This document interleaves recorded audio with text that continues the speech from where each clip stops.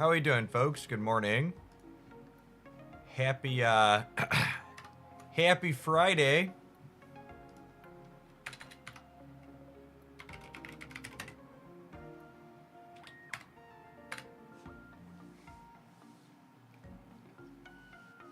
Very sick. Well, unfortunately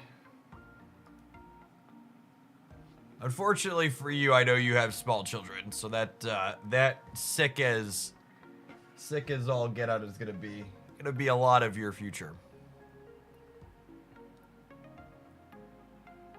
Good morning, folks. A little over a day until the next Hooglandia open. We're not gonna start on this one. I just had that one fully built. We have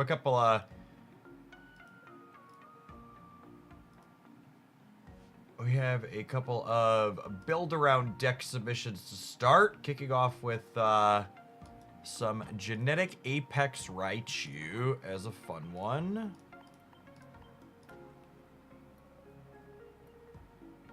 Yeah, the broadcast should be fun tomorrow. We'll do a good job of keeping the lame decks off screen until the very end, or at least for half the matchups.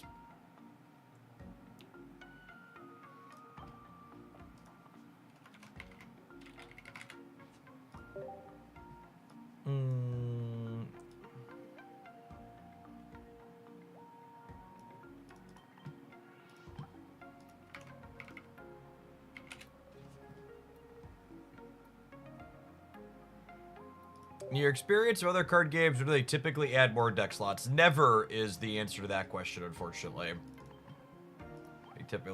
They typically never add more deck slots.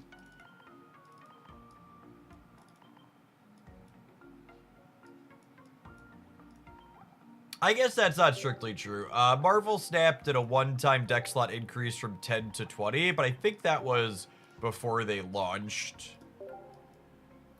Magic. I'm pretty sure Hearthstone never gave people more, though. And Magic Arena is one of the few that actually gives you enough. Most of these games just like, we need more deck slots is just like a thing people constantly ask for.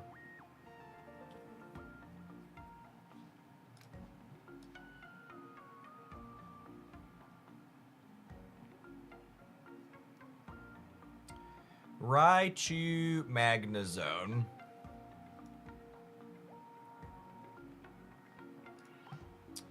Do I want a third basic lighted here? Probably.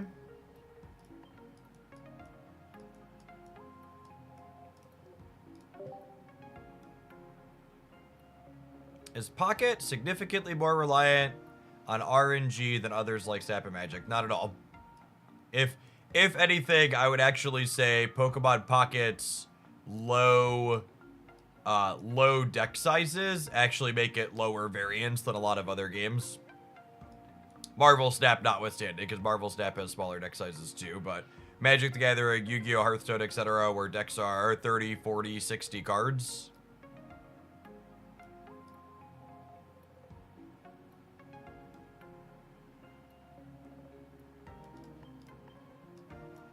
The thing that Pokemon Pocket players don't understand, or they have a hard time, it's not that they don't understand, that they have a hard time rationalizing because it's so in your face, is Pokemon Pocket has far more what we refer to as explicit variance as opposed to implicit. Other card games like Magic the Gathering, generally speaking, the variance isn't as upfront for you to see. A coin literally flipping on the screen is tough for a lot of people to stomach.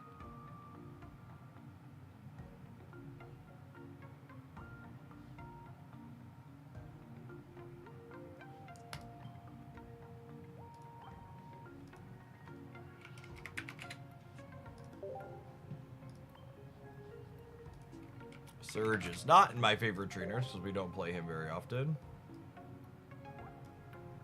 Move all lightning energy from your bench Pokemon to your active Raichu, Electrode, or Electabuzz. Is this better than Dawn? One's probably fine, yeah. We'll put Bobby Boy in.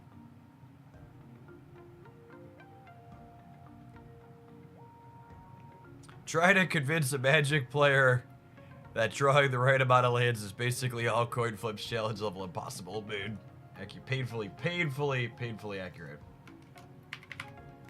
Yeah, game. If you haven't played Magic the Gathering before, Magic the Gathering essentially has the equivalent of energy cards inside of the same deck you draw everything else from. So almost every turn you play the game, you're about a coin flip as to whether or not you draw the right half of your deck to actually continue playing a meaningful game.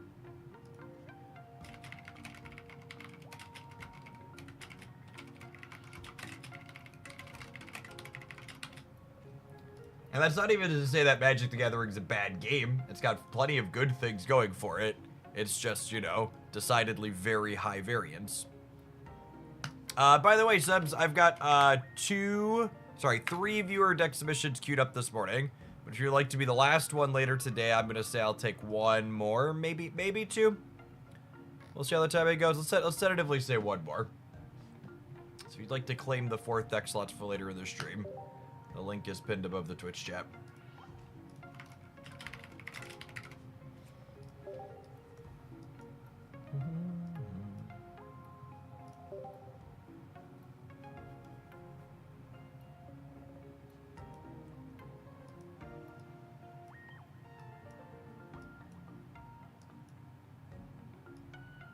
Maybe I don't want the Electabuzz. I need to pressure a bench. I can just blast whatever they put up front. I just want the Electabuzz for a cape. Still have 5 basics with the DDN. Let's hop on into a match with this.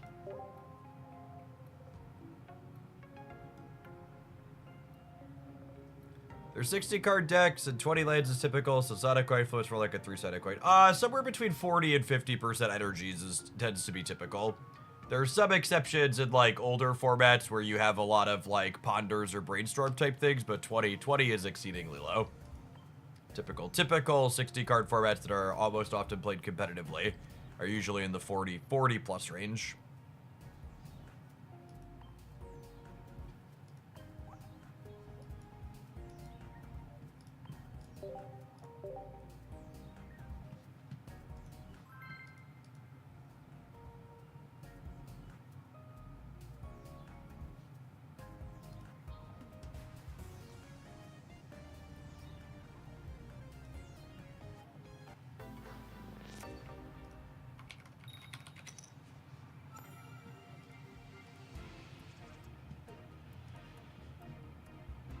We're going first. Let's open.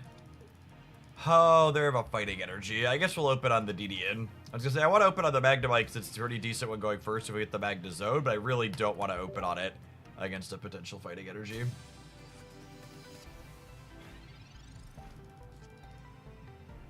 Lovely.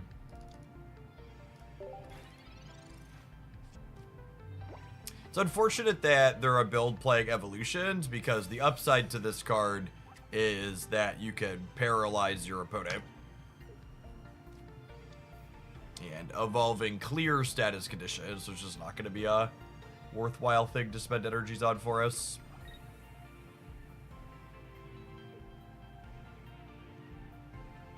Now, the good news is I was just about to say if they don't have Sabrina, we kill this before it can get to Garchomp, but they have Sabrina and we're cooked.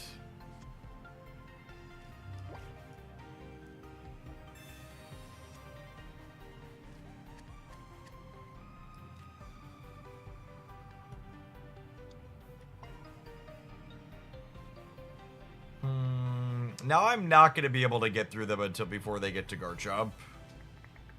Do I want to mark 20 damage? I don't really need the energy on anything else because this is going to self-charge on the bench, so. Do I retreat and evolve? Retreat and evolve just eats it to Cyrus is the problem. I think we just let this go down, we put this up, we evolve, and then we're ready to Magna Zone.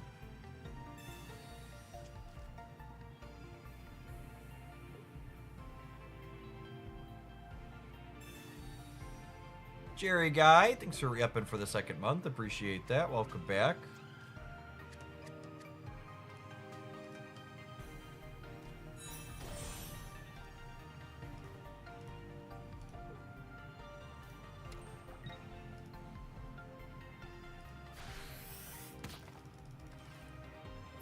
Will Cyrus power creeped?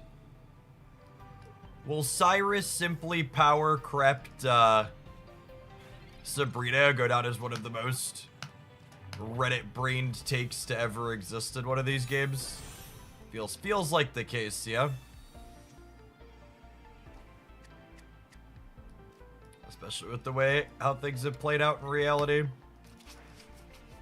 Sabrina still being so potent. Alright, maybe they won't have the chop on curve. We'll be okay.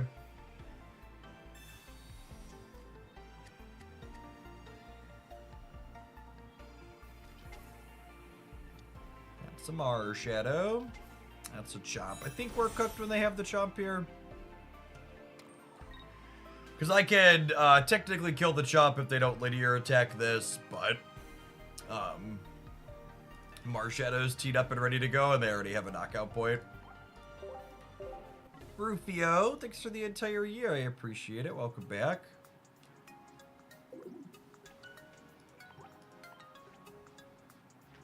Cyrus took away the only real strategy in retreating that this game had. Man. Gamers really do love to tell on themselves. They don't understand the games that they play.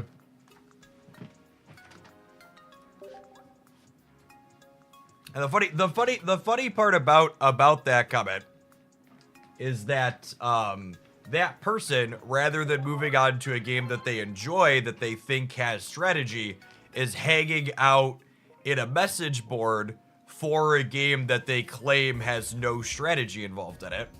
And that's just like the quintessential what happens in places like Reddit, and why I always try and stamp out nonsense like that in my community spaces, because when you sit and let negative people like that fester constantly, it sets a very vibe for your community that drags everybody else down.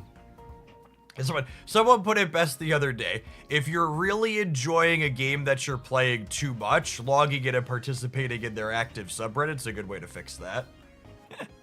Woozy, thanks for the membership on the YouTube side. Good morning, good morning.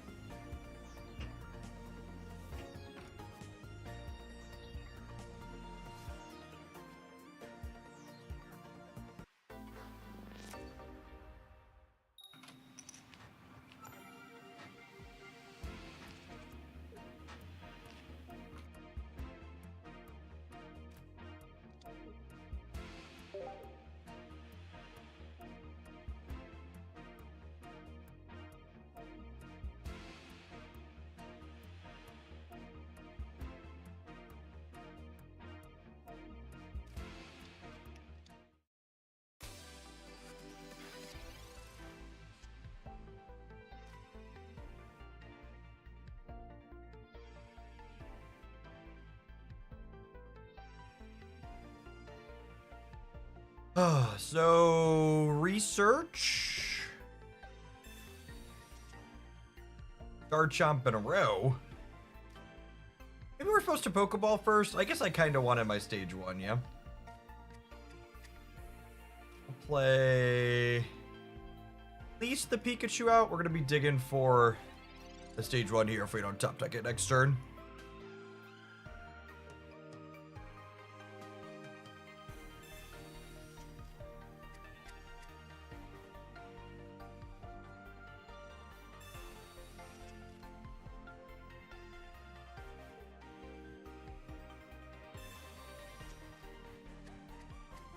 I would argue that the biggest piece of strategy when it comes to Pokemon Pocket is the deck building. There's arguably too many good cards and not enough slots, and that's only going to get harder as more cards are added to the game. I completely and wholly agree with that. I think something that people don't acknowledge or talk about remotely enough of the time is how much of the meaningful decisions that go into games like Pocket and Marvel Snap and Magic the Gathering and others are choices that you make outside of the actual pushing your cards around the game board. Like, oh, there's no depth, or there's no strategy, or I had no decision. It's like, well, your deck selection, and then the cards you put in that deck inside of your selection were really relevant choices that mattered and impacted the outcome of your games. Yes, yeah, I think that's true, Subbart. I think there is a wide population that doesn't understand that because they're not remotely building their own decks, right? Like, they're grabbing whatever the latest YouTube video told them is going to get them easy 5 wins in the event. And there's not much critical thinking going on around it past that.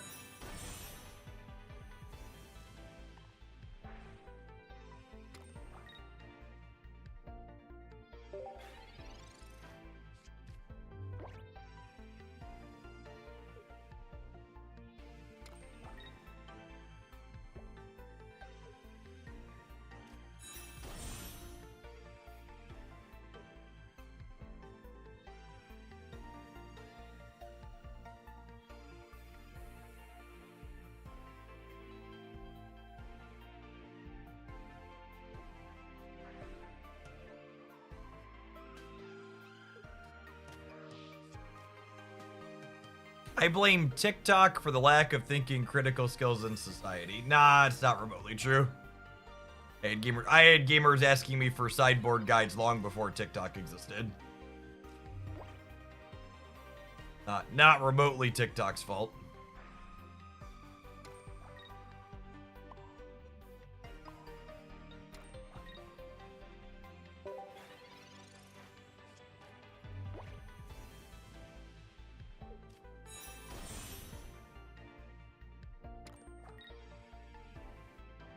How do I beat a Garchomp? It probably involves getting a Raichu set up, yeah?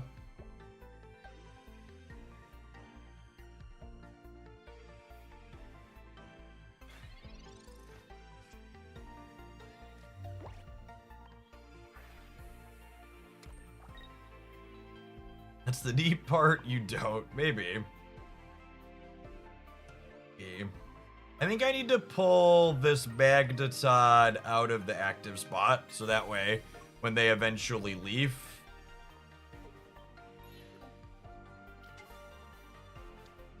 I don't lose it. I think I'm just getting charged up in the back here.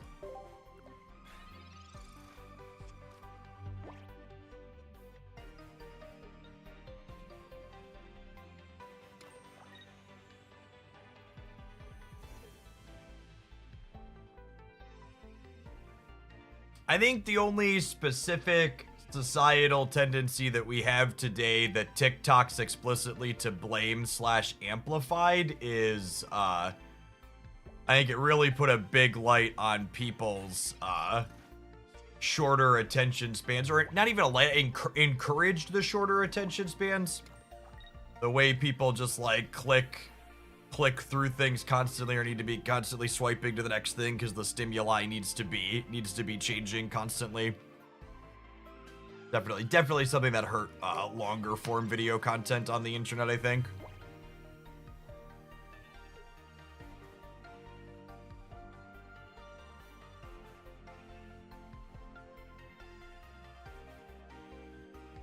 I'll post a deck highlight video with a 70-second intro explaining how the deck works and what key cards are in it.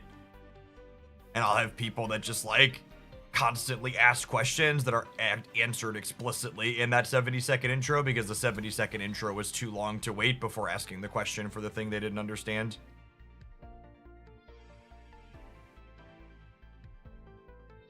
Do we hit Regirock once to get in the rain for Ragnazone? So Regirock actually takes 20 less damage from attacks, so hitting it isn't particularly useful.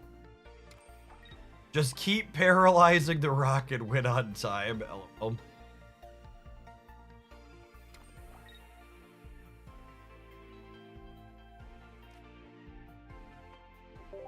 All right, assuredly I draw my Raichu eventually, right? There are 2 Raichus and a 2 Raichus and a research and 5 cards. You have a preference over old/new Chomp. I mean, EX Chomp is definitely the more competitive card than non-EX Chomp. I don't think that's particularly close.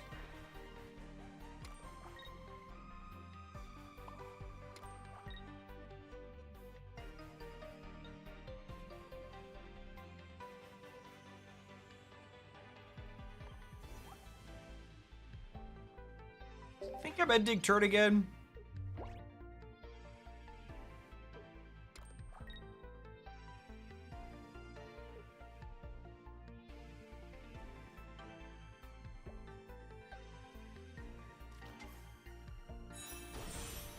Oh, speaking of, they have both jumps in the deck.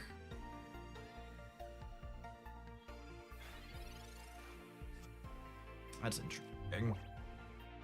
Okay, so with second Raichu, I think we start blasting.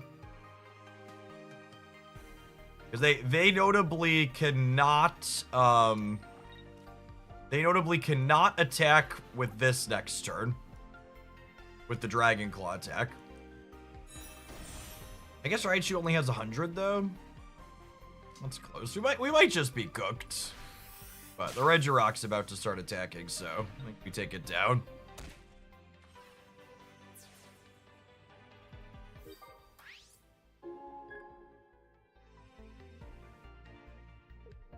If they have running water energies here, we might be okay.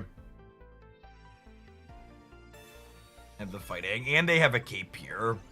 That's tough. Probably dead. Because the fighting energy means the EX Garchomp in the back.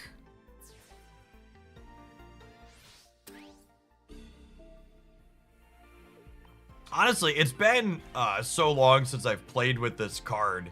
It kind of feels like it has the same problem Mewtwo does in a way, right?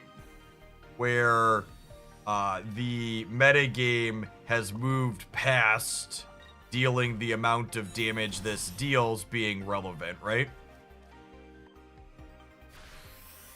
Like Mewtwo really struggled as a card because that 150 isn't what it used to be with so many capes.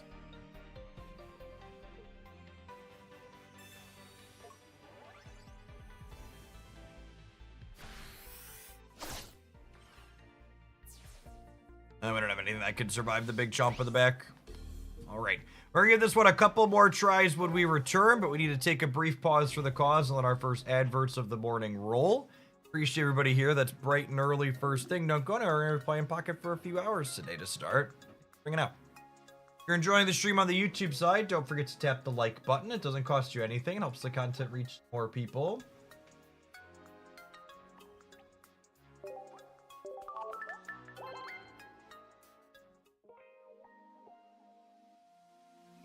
Billy! Thank you for the 106-month resubscription. Long time. Welcome back.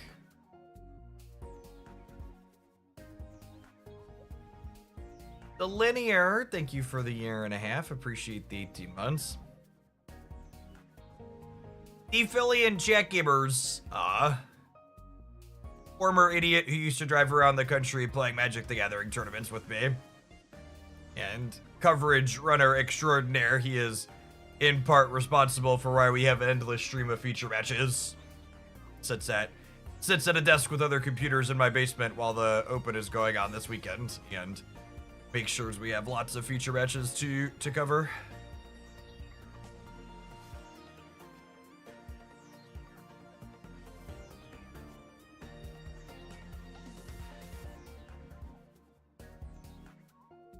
Yes, Quarth.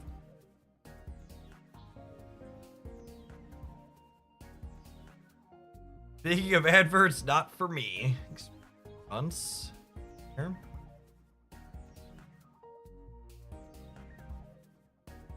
He's responsible for not picking you for coverage. He's actually not. So he runs the recordings. We have other people that pull which people are showing up for those recordings. We're actually just talking about, we have a chat with Spragels and the folks that are helping run coverage this weekend. Helping with the tournament. What type of decks we want to feature. Things we want to get on early in case they bomb out later. Looking for like the Garchomps, the Blastoises, the berries of the world. They've been given very explicit instructions to disregard games that have 18 trainer decks in them. Till we end up later. Obama Snow, yep.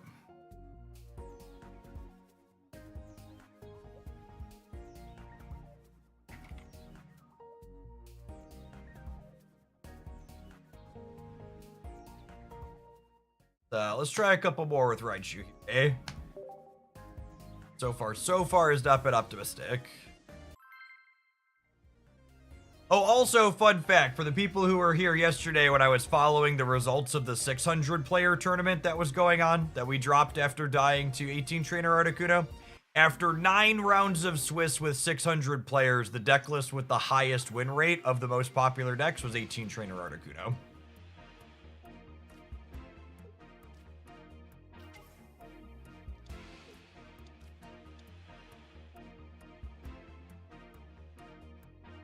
So, Ben, I don't know if someone else was talking about the API data. Someone mentioned that the Limitless API only lets you pull information from tournaments that are marked as finished. Is that true? Also, we do talk about tournament metagame stuff a little bit here and there, but usually it's,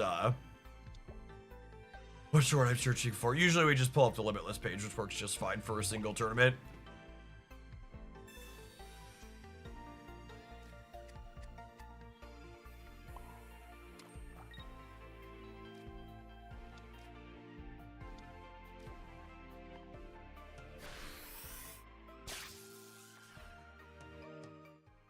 Canonically, Raichu should never be Garchomp. That's fair, honestly. That was a flavor win, that last one.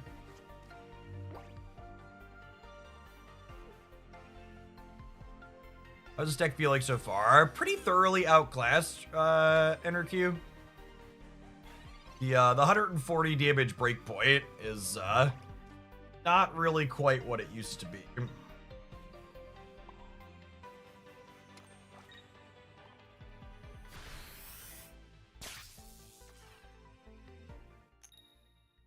Oh, this adorable little rat. Unable to bust too much. Also, anecdotally, fighting decks have been really popular. It feels like fighting, and my anecdote is the fighting decks are always disproportionately popular in the random queue compared to where they are in tournaments, and they're relatively popular in tournaments right now. Which makes them even more so.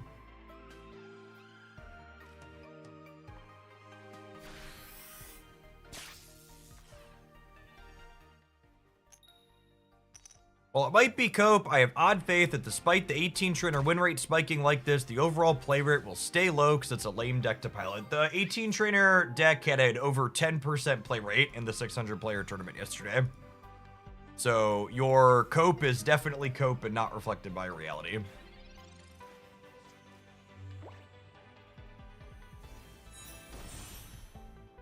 Yes, Garchomp and Gallade are both definitely fan favorite Pokemon, is accurate.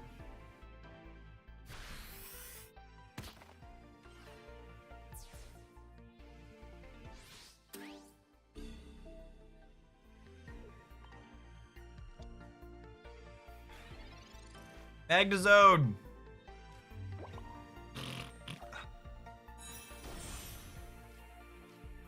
Man, if we would have assembled a Magnezone, we would have been able to Lieutenant Surge next turn and attack with Raichu twice in a row.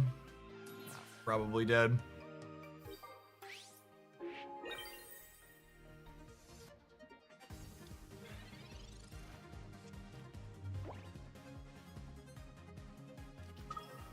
Speaking of fan favorites, there he is.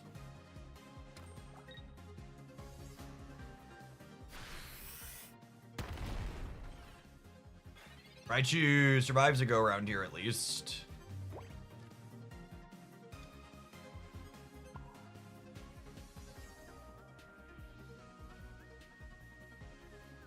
Okay, so we let Raichu die. And then... What's the line doing here? We let Raichu die. And then we put this up. We evolve it to Raichu. We top deck Magneton. We Lieutenant Surge up to here. We hit them for 140. And then how do I deal the last 30 is the problem. I don't know that we can.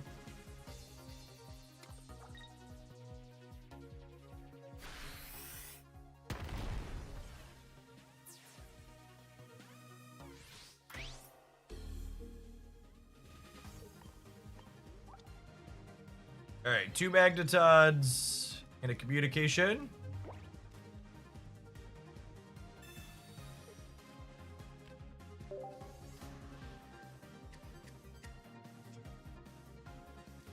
Lovely. Okay, so we have accomplished step 1, which is mark a bunch of damage here.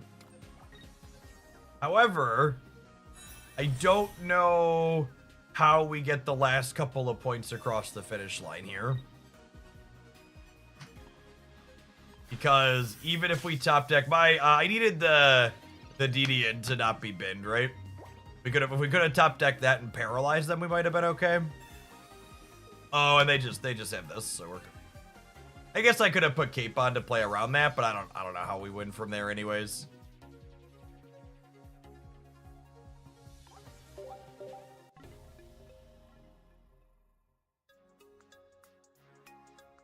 So I will say one thing that makes me optimistic / excited for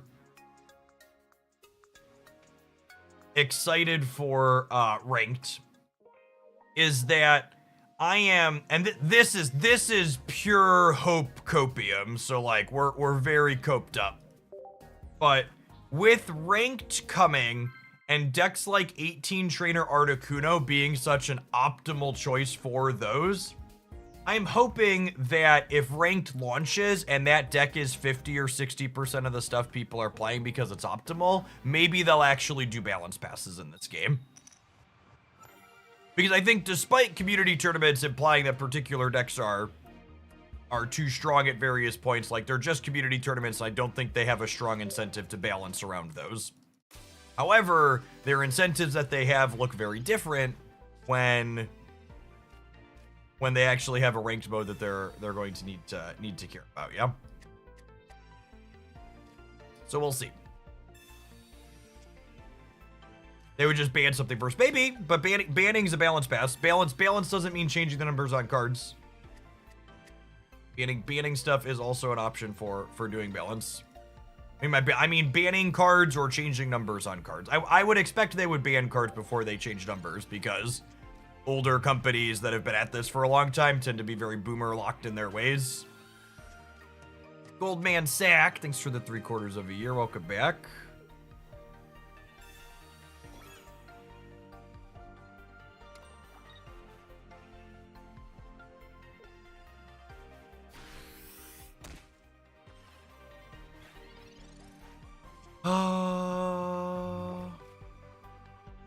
Let's do this. If I find a cape, the Magneton can live.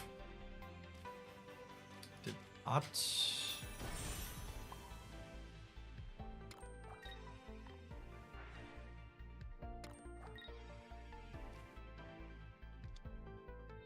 I'm gonna hold this, because this dies either way, and by holding it, it means that we can have something to communicate with later.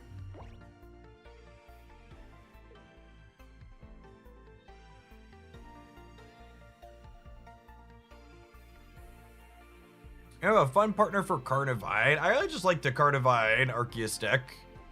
Play the Arceus Rotom as your third, and some Sky Shaman to let you motor things around consistently.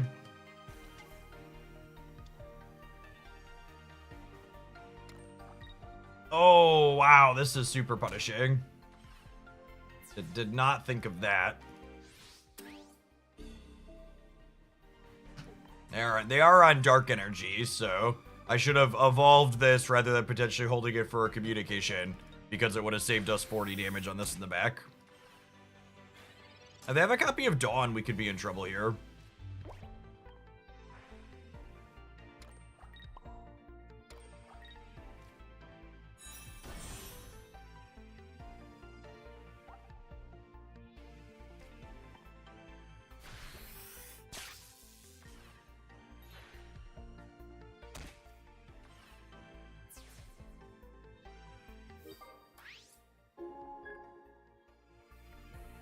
That extra 40 I took, though, is super relevant here. It means that, this is at 80 instead of 120. Oh, I guess it actually doesn't matter the way this lines up, huh? So, I'm actually going to go ahead and put an energy on the Pikachu this turn, rather than killing this, because if I kill this, they put this up and clear this right away, and then I have nothing set up behind. But by putting an energy on here and just passing for a turn, now if they shuffle to this and clear this, my Raichu is ready to blast this on the way back.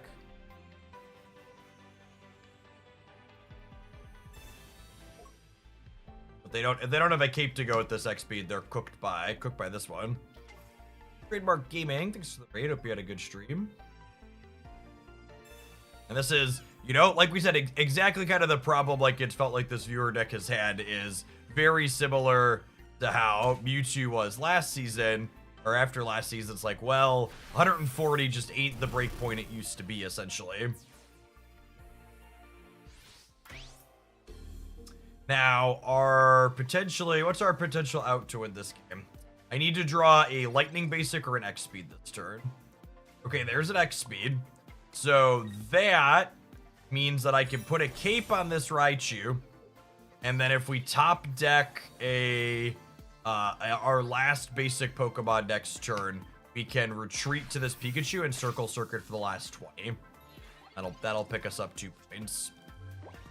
But we do die to a Sabrina here. Don't have any agency to play around that. And then so we're only 1 in 4 to draw our last basic. I have a communication there too, so we're 50% here to find lethal since we drew this X speed.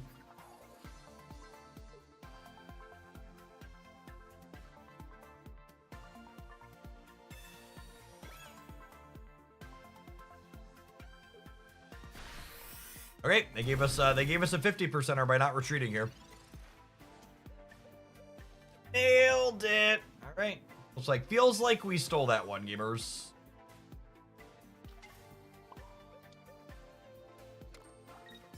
Feels like we stole that one.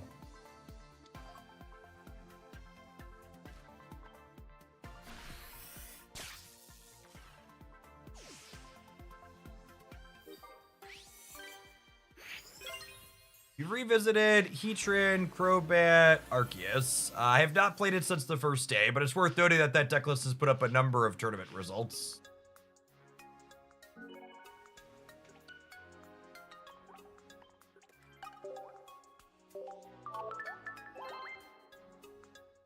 I would be surprised if there's not some type of competitive deck featuring both Heatran and Crobat somewhere. Both Heatran and Crobat are solid payoffs for Arceus.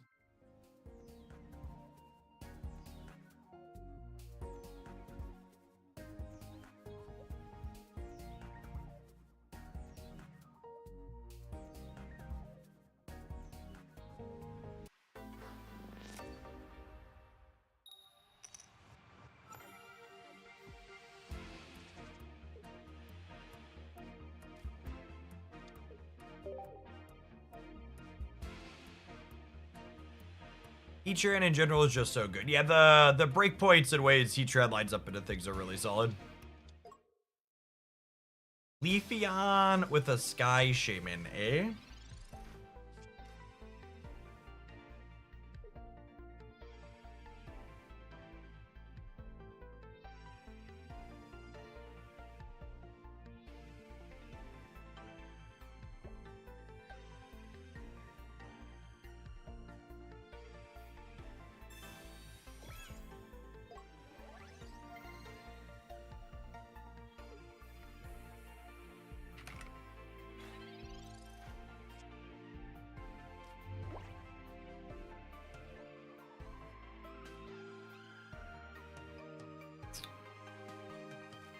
A couple of cards here.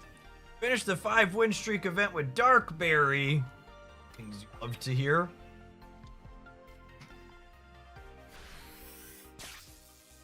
That list felt really solid. Snorlax being both an offensive piece and just a wall to sit behind while you poke people with Darkrai is a neat 1-2 for it.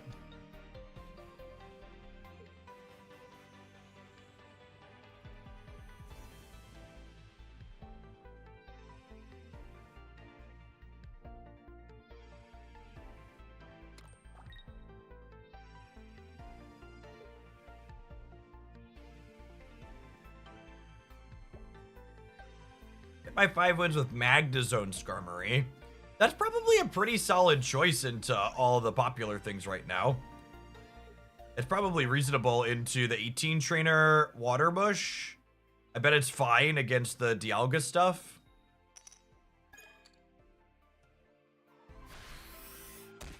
I can see that being very reasonable.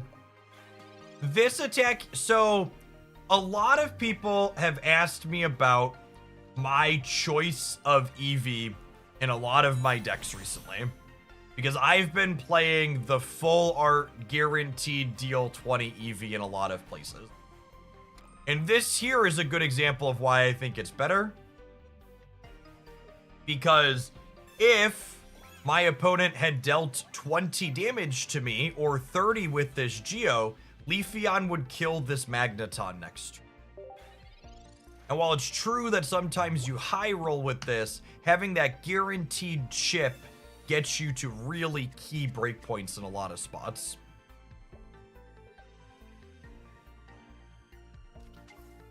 So because they're playing the higher variance Eevee, they don't get to clear me out this turn.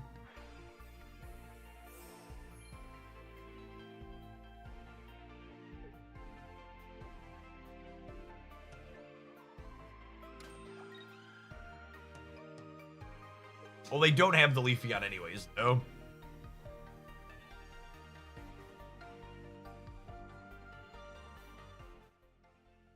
What is the expected value of the continuous steps EV attack? The expected value is still 20. But, like, there's a big difference between the expected value being 20 and what you're getting over the course of a couple of attacks.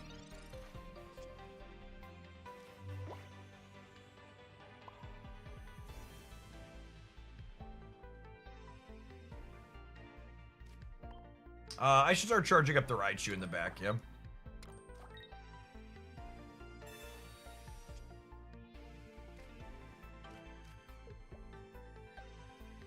That was the wrong stage one.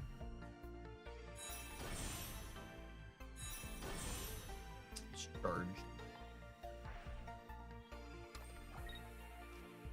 Fuck you. Yeah, you don't realistically take many attacks with Eevee.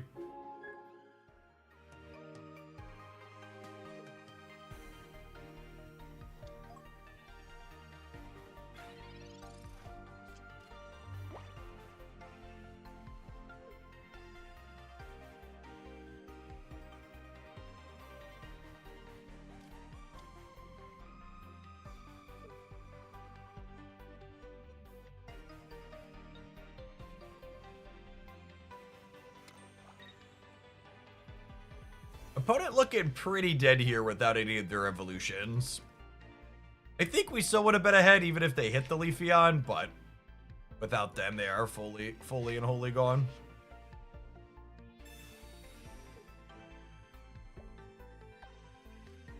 What do you think of Maui as a tech piece in Dialga? The new one. There's a new Maui. I couldn't tell you what the text box is on Maui.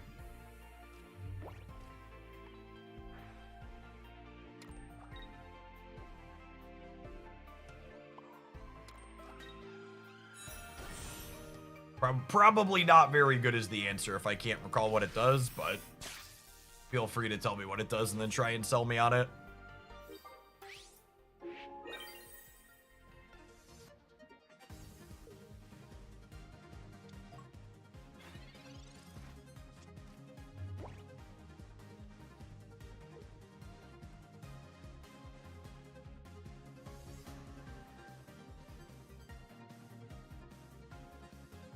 Even if they have Leafeon here at this point, no knockout points, and I have a ton of single point deal a big damage.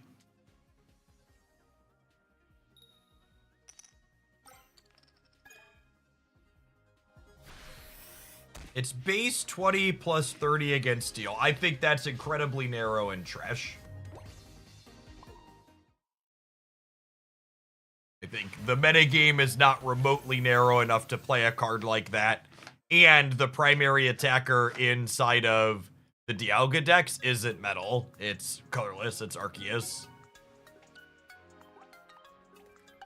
Like, if you want to play a deal 50 for 1, you want to build around Carnivine or Skarmory or Sudowoodo, rather than playing a card that only attacks 1/3 of the things in one deck for 50. That's the type of card where, like, if Pocket had a sideboard, maybe you'd consider playing it, but nah.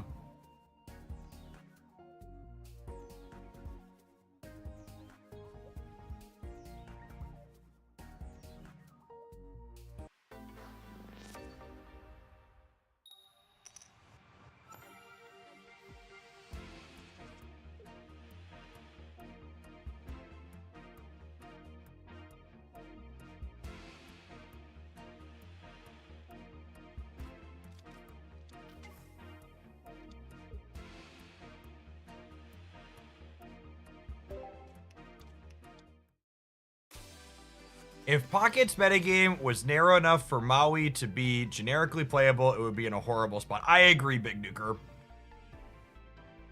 I completely agree / cosign. That card is just like a huge red flag.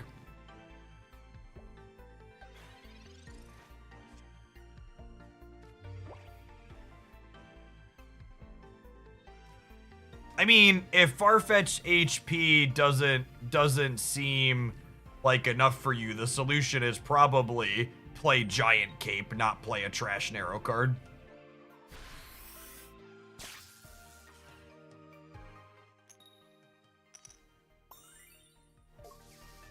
If you wanted to play a somewhat narrow card that's generically more applicable, I think playing the Lightning Rotom that attacks Pokemon with tools on them for more damage is perhaps a reasonable thing to do. All of those decks are playing Capes, and like it's good against the 18 trainer deck too. It hits for lightning weakness into Articuno and Palkia, and like cracks for 70 if they put a tool on.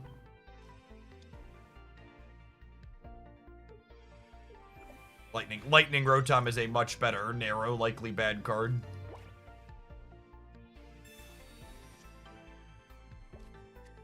But even that one, I'd be skeptical to tell you it's good.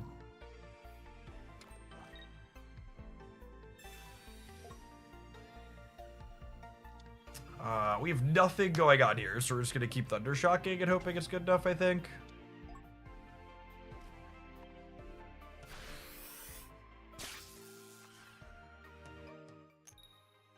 Anytime we flip a heads, they lose a card draw.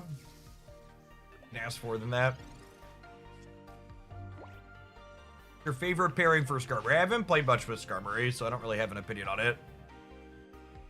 Magnezone Skarmory is one of the best Skarmory pairings in the last format. Hasn't seen a ton of play in this one, though.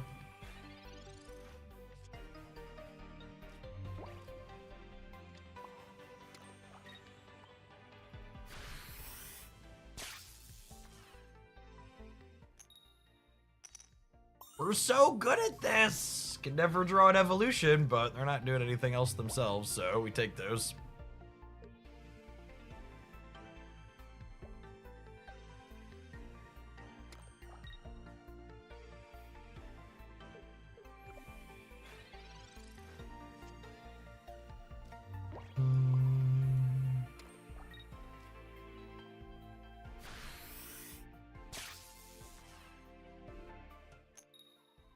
We're running hot, hot, hot. That's why you put the Pikachu card on your deck, chap. Face card. It's the face card of the face card of the IP. Never brick for me.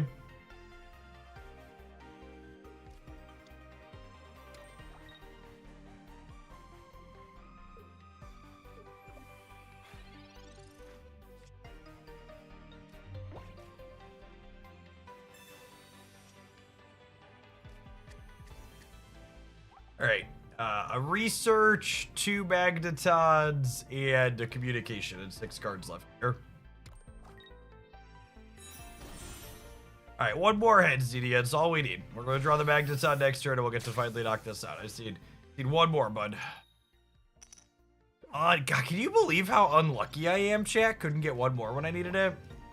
Game's pretty unfair, really.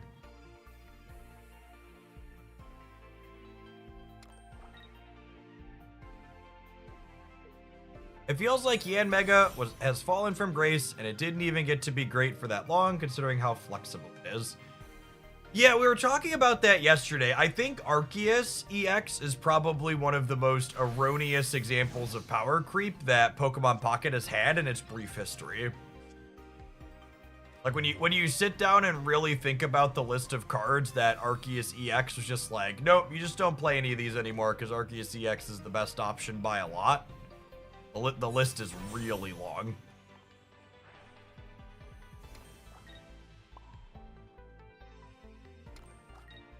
I'm gonna kill the Sigilif this turn.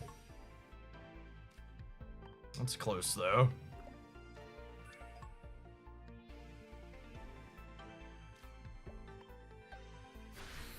If they have Cynthia Togekiss, they get to clear the Magneton.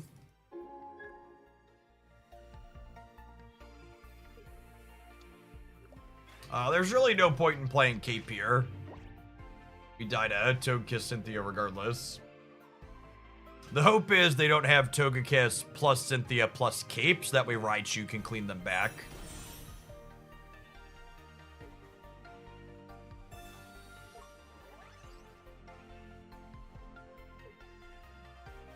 Oh, do you have the third one? You don't have the third one. Cool.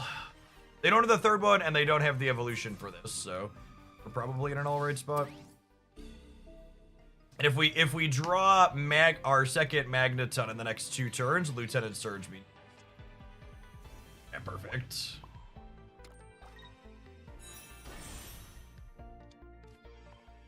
We get to bake this up, and then the Surge means next turn we bake this one as well. Easy game. I believe this is the Zero Otter, unless they have something weird like a 150 HP basic to slide into.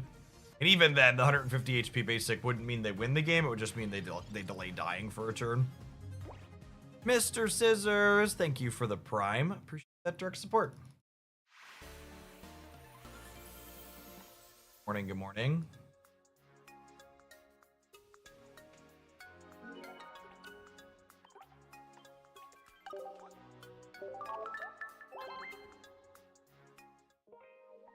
So obviously it's Pokemon Pocket and there's some variance. You can get wins, especially in the random queue with absolutely anything.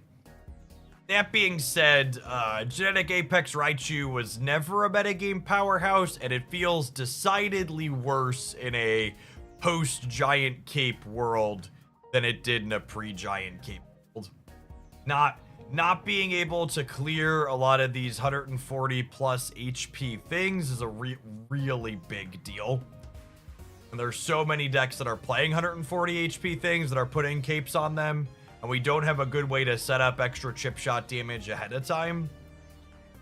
I feel like if I was going to try and find a way to make this card work, you probably can't play Magnezone alongside it, because you need Farfetches or Rotoms or Electabuzzes or way to soften their bigger things up before you pivot into this, and Magnezone just takes up so many slots during deck building that you can't do that as well. So I feel like if I was like, Jeff, I love Raichu, I really want to play big blasty Raichu and not Arceus Raichu, how would you build it? I think I would build it with not Magneton, but I would build it with probably the Electabuzz that can tap the bench, or Zebstrika to tap the bench, and then Cyrus to pull things up ahead of time before they can get set up with them. Yeah, you could try playing the new Arceus Rotom as well, but I think I'd lead into the lightning things more than anything, because I'm already in the colors. But yeah, the Arceus Rotom, Zebstrika, and Electabuzz are potentially appealing. I like the idea of the Electabuzz hitter especially, because you could surge onto Electabuzz as well, which could give you some neat Electivire lines if you played one of those also. I love your videos. You do incredible work. Previous Magic player. Everything you said, I say I'm 100% on board. Can't wait to keep watching your stuff. Well, thanks for making it possible for me to be here making what I make, Mr. Scissors. Those Prime and other subs are a big part of why this is able to be my job. Appreciate the support. All right, speaking of Electivire, we have our next viewer deck submission is Snorlax, Berry, Volkner, Electivire, all in one dangerous amalgamation. Hopefully it's dangerous for our opponents and not us.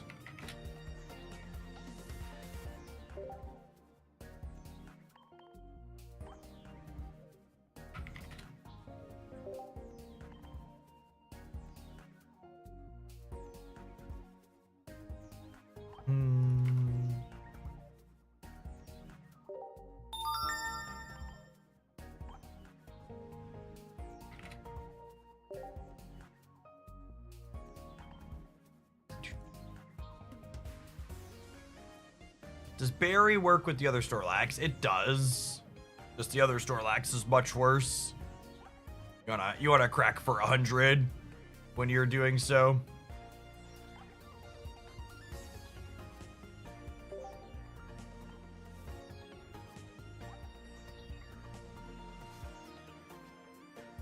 $70 for 1. It's not 70 for 1. It's 70 for 2. The 70 damage Snorlax also attacks for 4. If it was 70 for 1, it would be very, very good. But it is very much not 70 for 1, right? 99% sure they're both 4. Yeah. It's a shame, too, because you just, full art Snorlax. Print a card that makes Snorlax better, then they power creep the man at the same time. Travesty. I actually think that's my biggest complaint about power creep in this game is how regularly they power creep the full art cards from previous sets.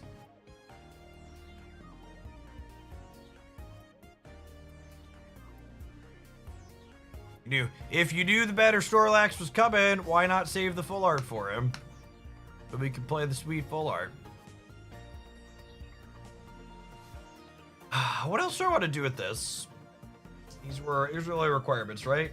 Berry, Snorlax, Electivire with Volkner and Berry.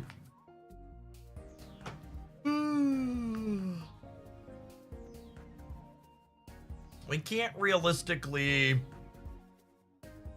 use...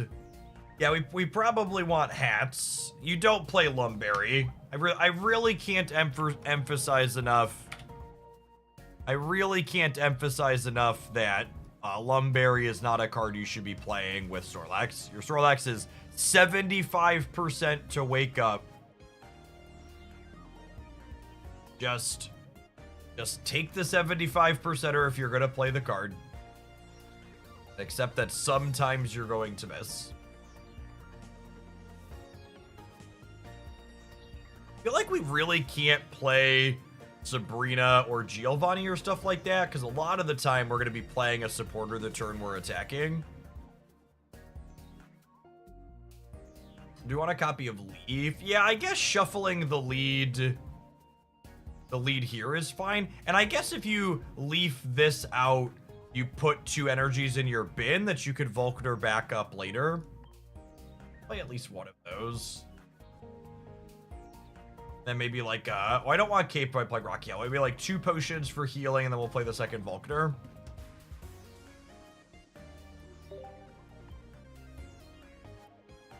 That's only 4 basics, but they're kind of chunky, yeah. I got potions.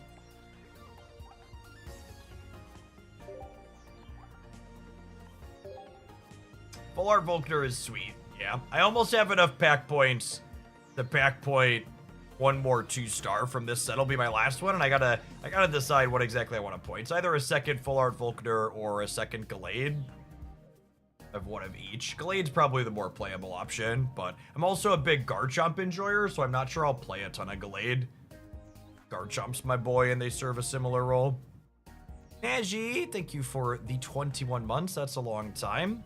All right, we're gonna play a little bit of this viewer submission when we return. Or take a quick pause for the cause before we do that, though. See you at 122nd Twitchers. On the YouTube side, if you're enjoying the weekday Pocket live streams, tap that like button on the live stream to show your support. It doesn't cost you anything. It helps the content reach some more people. This week's gonna be more than just a weekday Pocket stream as well. The Hooglandia Spragels Open will be returning tomorrow, so make sure you're around Saturday as well. Have you played the Garchomp EX Fighting Box deck recently? This set has not been out remotely long enough. I've not revisited anything we've already played. The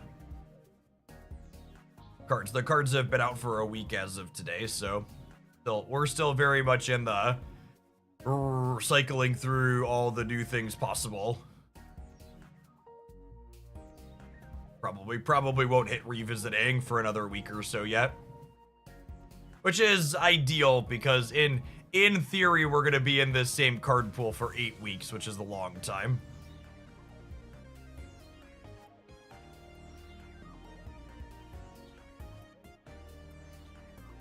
I'm really fingers crossed hoping they're going to surprise us and be like, ranks dropping at the end of March, here's a 1-pack booster again.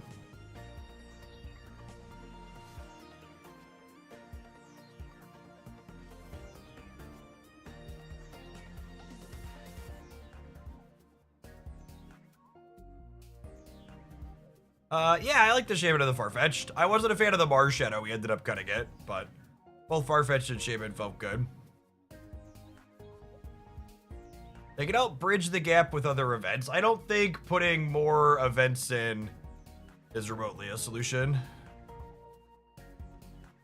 You have a favorite deck in the current format? I really like the Heatran decks. Both Heatran and Fernape, and Heatran, various Arceus forms, Crobat and others.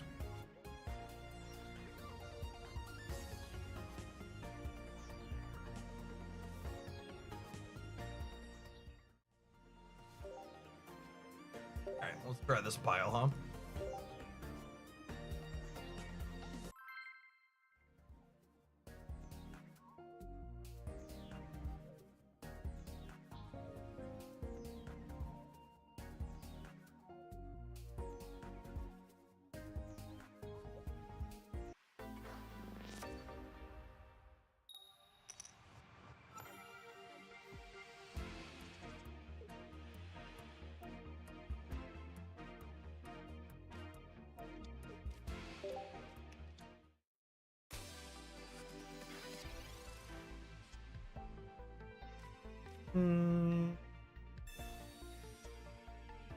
Speaking of decks I like, I think the Spila cards our current opponent is playing is also pretty sweet. It's a Carnivine, Arceus, Rotom Stiff.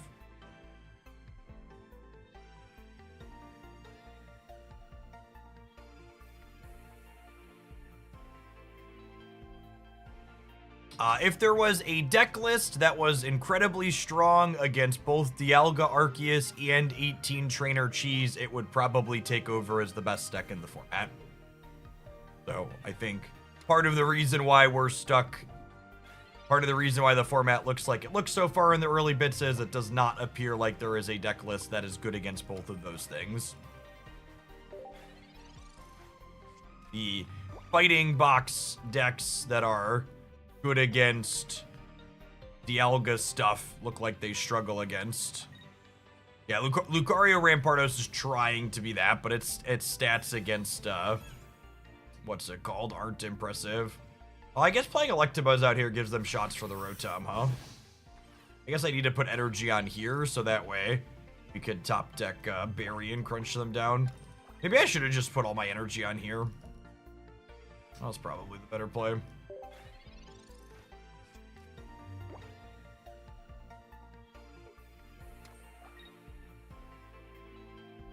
We'll see. I suppose if I draw a copy of Volkner, I can put another energy on here and leaf this out and charge this up and then Volkner up and Electivire them. Like, not terrible.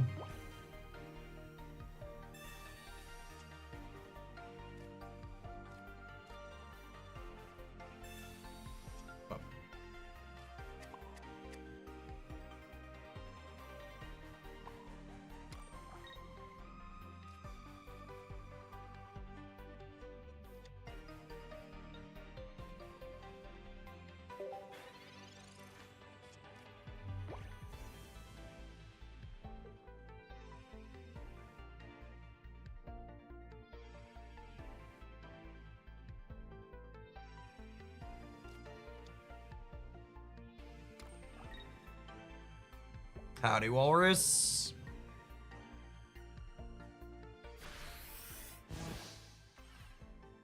Oh, I think...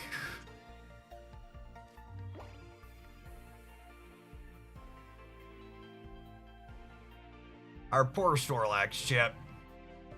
So he's so happy while we die here. I guess just collapsing while we heal this is probably fine. We're just gonna vibe. I think we're just gonna vibe.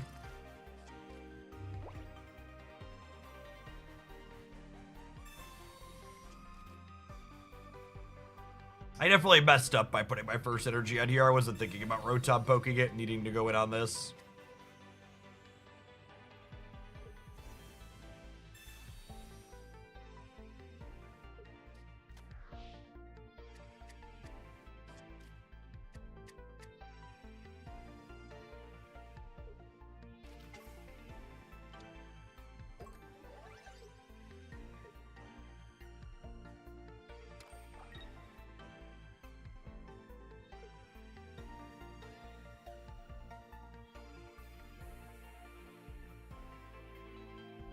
They're debating on who they want to be crushed by the Snorlax collapsing next turn.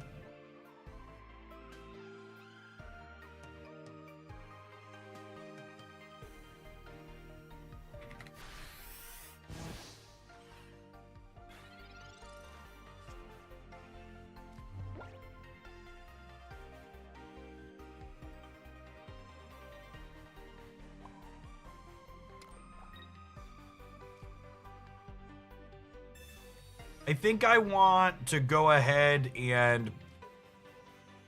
I was going to say, I think I want to potion the Electivire to play around Carnivine plus Cyrus, but I think with the other draw on this, I'm fine giving up this to Cyrus. Just want to build the other one of these.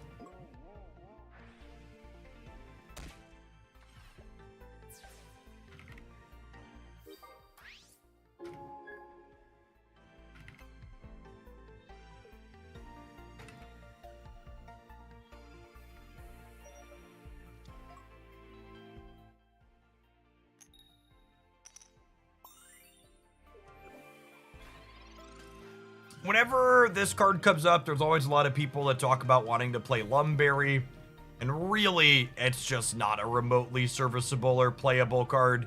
You're 75% to wake up after you use Collapse. You should just accept that you're going to brick 25% of the time rather than playing a terrible card in your deck. Ooh, do they have a basic plus a copy of Dawn? Oh my.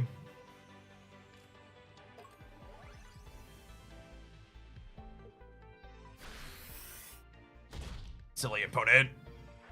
Activated my trap card. Look at that rocky hat, chat. Look at that rocky hat. Cook 'em up.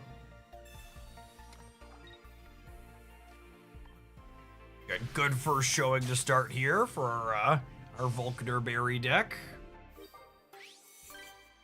Small mistake for me at the start, but we ended up pulling it out.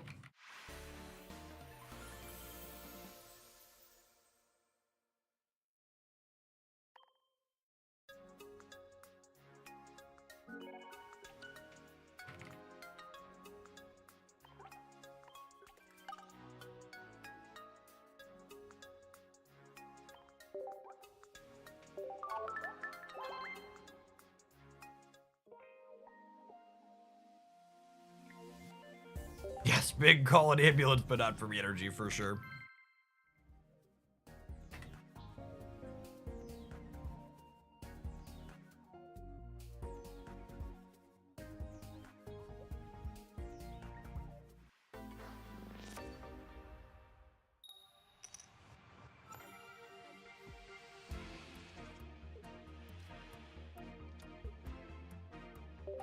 Morning, Alistair.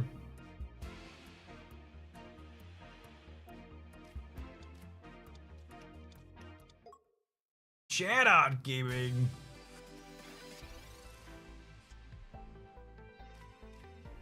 All right, well, we're gonna put a hat on the fat man.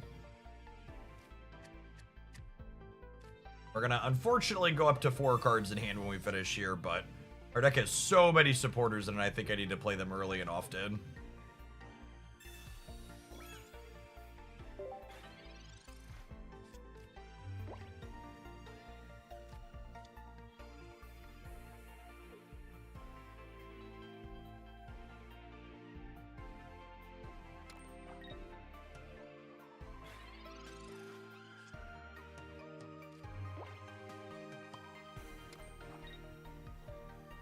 Oh, they didn't activate. That's interesting.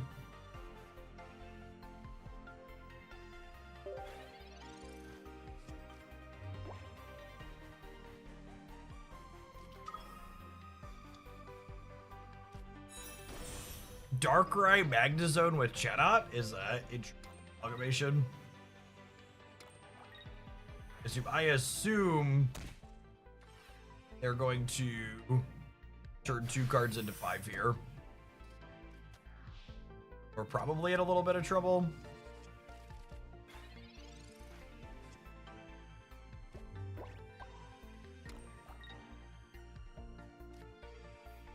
I think we crunched the bird for ourselves maximum back and forth to wake up here.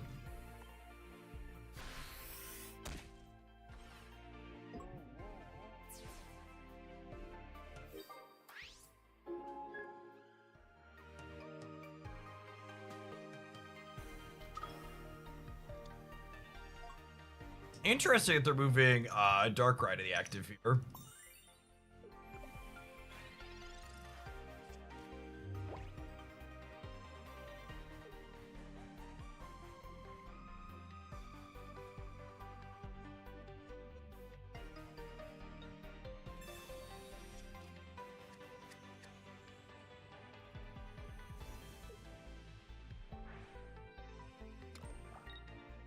So what's the line here? We have a Volkner.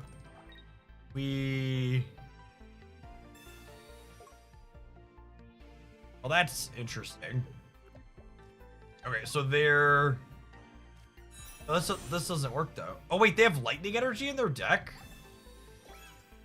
That's gotta be a mistake, yeah.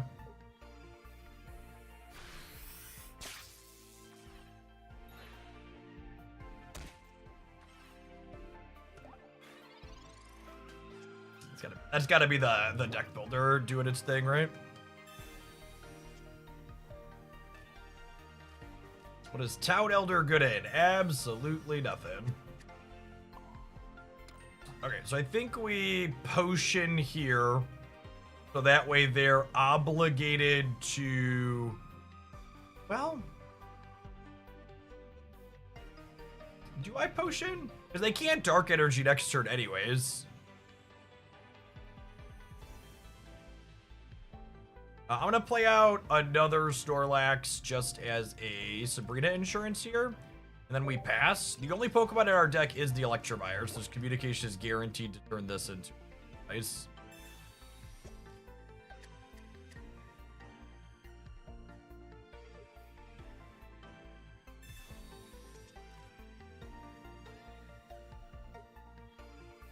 And if they kill Snorlax, we get to run back the...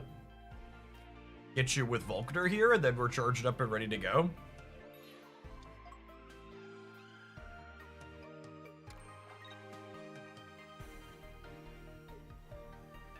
Yeah, I mean, like, this is fine. Electivire doesn't use up energy to attack, so...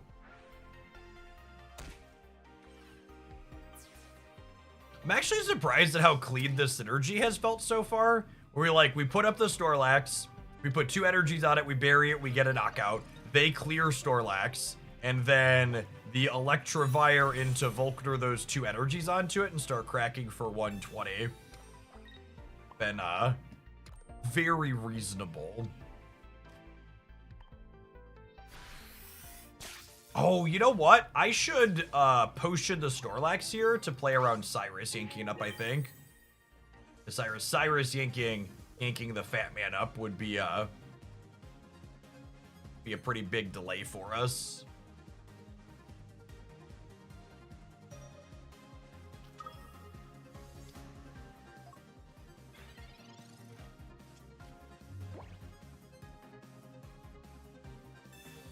All right, no Cyrus. Probably good to go then.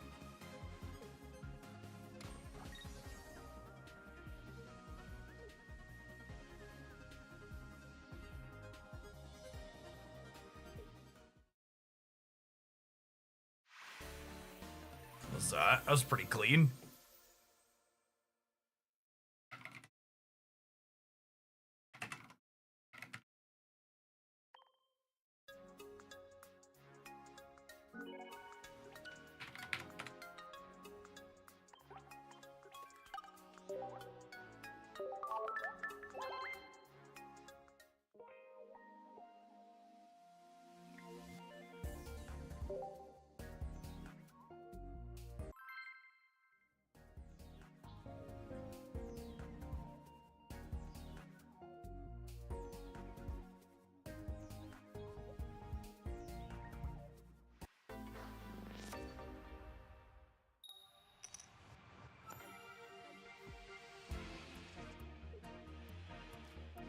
One fat man in the lead spot, please.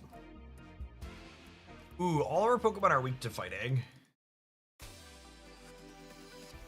Or all of our Pokemons are weak to fighting.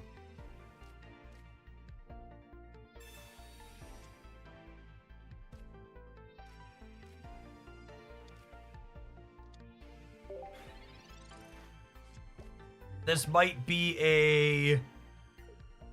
We soak damage on the lead Snorlax while we build the backup one. We have Volkner, we just need Barry, right? Breakpoint to be cognizant of is that Electivire finishes Rampardos off after it clears something.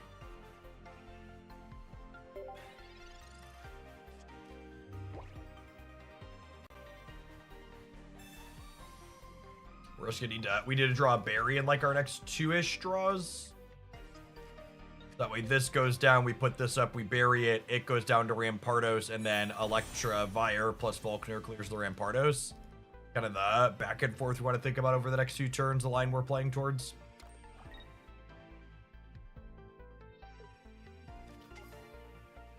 Surely they run Sabrina. Usually there's more Cyrus than Sabrina. Well, I suppose some of these builds have been pushing away from Hitmonlee, so maybe they're favoring Sabrina more these days. It's also kind of appealing for them to clear the lead Pokemon, though.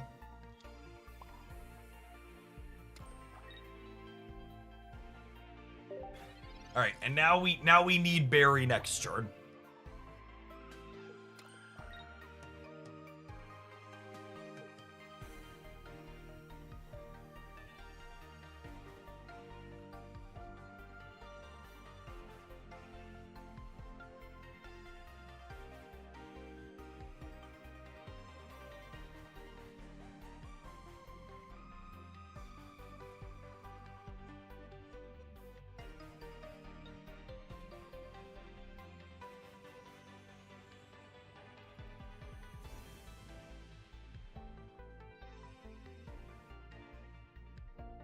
I suppose the good news is this doesn't necessarily die in one.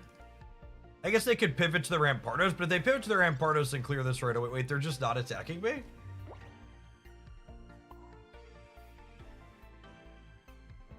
I humbly and graciously accept your offer.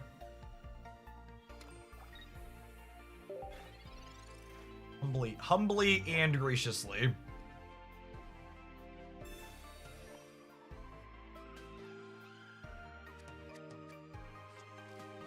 We did top deck the Berry. Right, they're right to be afraid, Gibbers.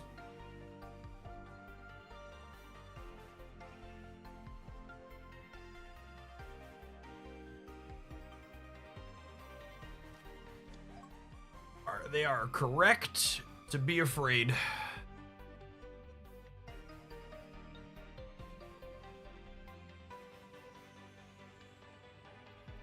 And I think now that I have one energy on here, we're going to put our next energy on here if they choose to pass the turn again.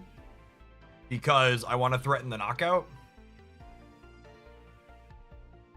That's interesting. Is it interesting? I'm not actually sure that it matters.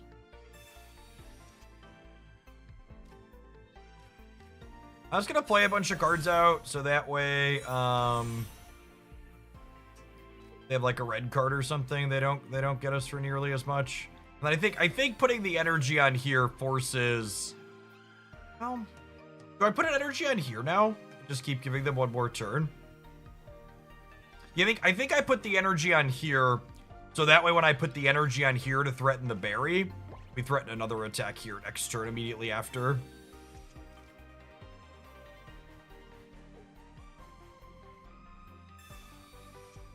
Does Marshadow win the game? Does it?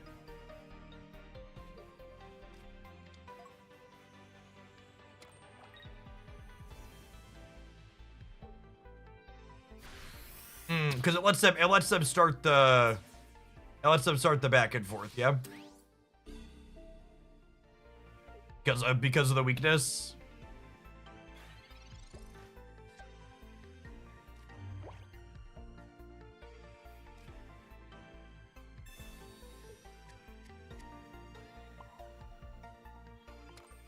And then assuming they have Rampardos, we're just dead here. Which seems likely given all the cards they've drawn. Is with the Lucario.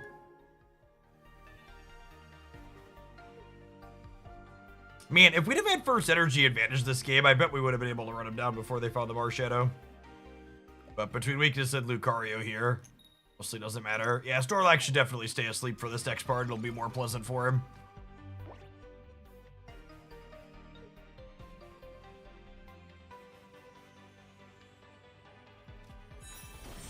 Yeah, that's GG.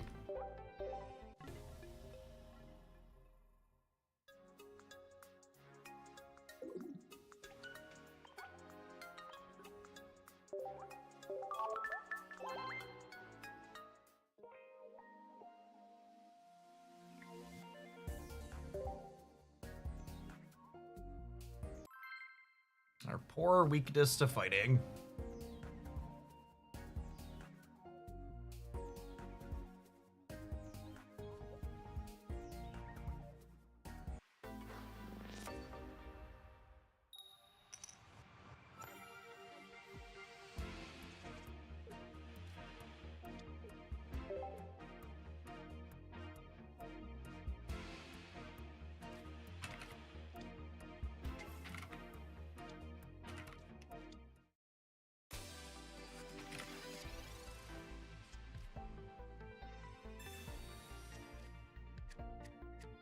Pachirisu Magnezone, eh?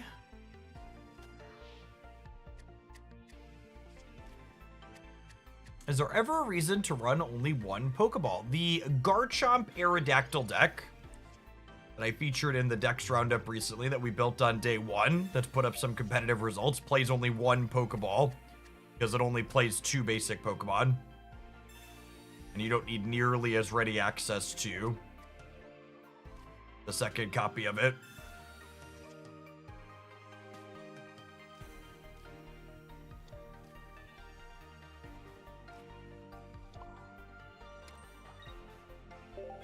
Really need to draw a Rocky helmet here, ideally.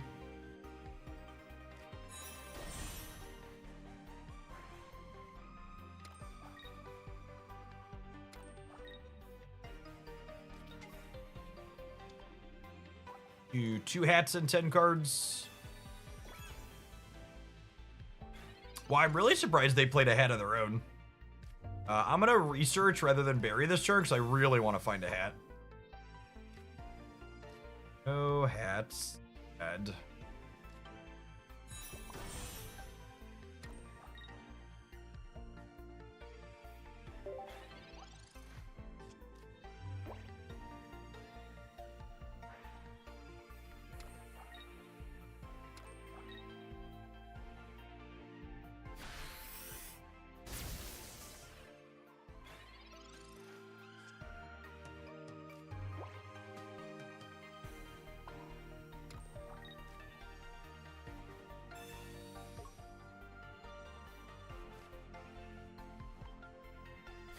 there's any reason to potion here, right?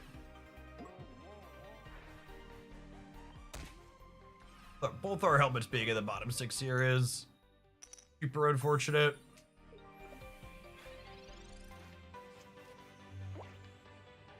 Maybe the Electivire can limp us across the finish line.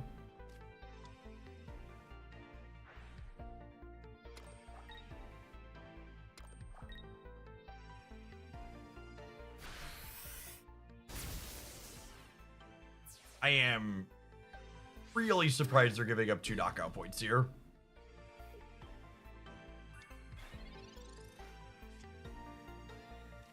So I think the line this turn is obviously we're Volknering.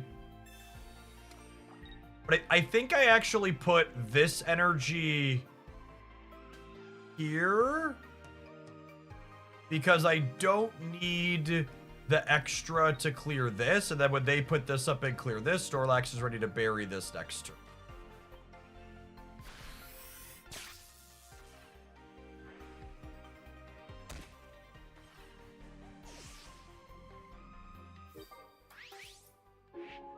Do we live this back and forth, though? We don't live this back and forth, right?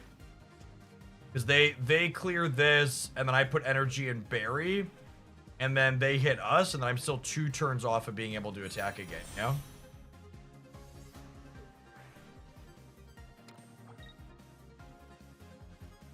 Can you get in the zone here, gamer?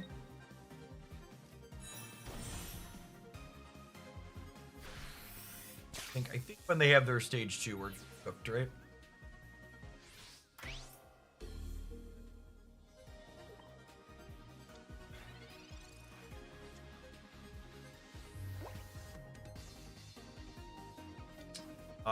That's the start of a potentially winning line, yeah?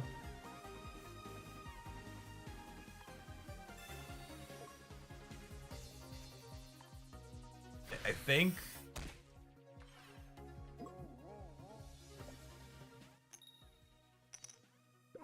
Because if I draw Electivire, I can leaf this. I need to wake up and draw Electivire.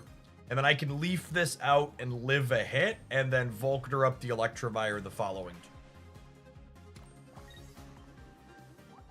to win a 50-50, followed by winning a 1 in 4, 1 in 8 to get to keep playing. Not even win on the spot, just get to keep playing.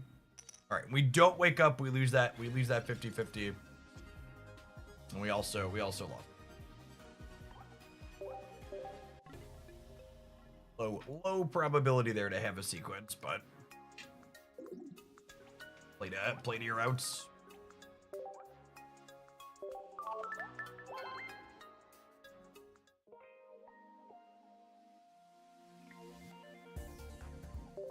The deck heard you wanted a Rocky helmet. Not like that, deck. Yeah.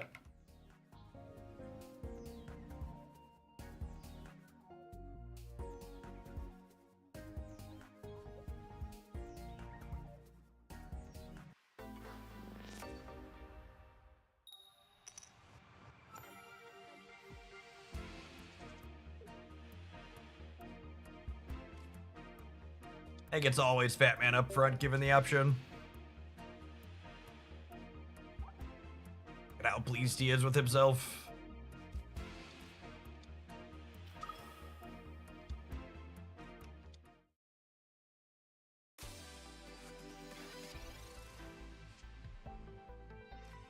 Barry's a lovely boy. Electivire, noteworthy 120 lightning damage dealer, cooks and Articuno in a single shot, which is nice.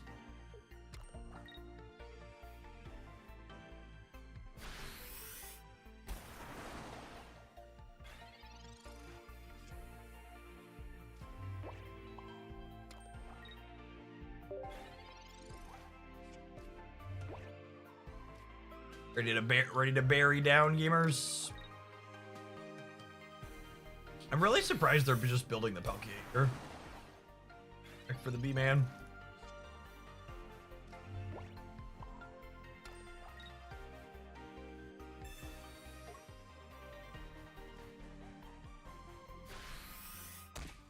All right, so both Barry and Volkner are super live draws at this point. Barry lets us crunch them with this next turn, and Volkner sets us up nicely for Electivire to take over the game after Snorlax goes down.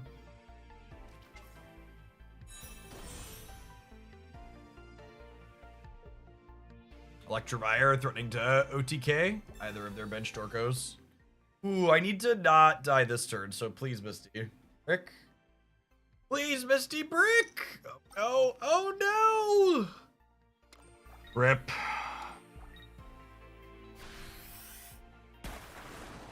Well, shoot.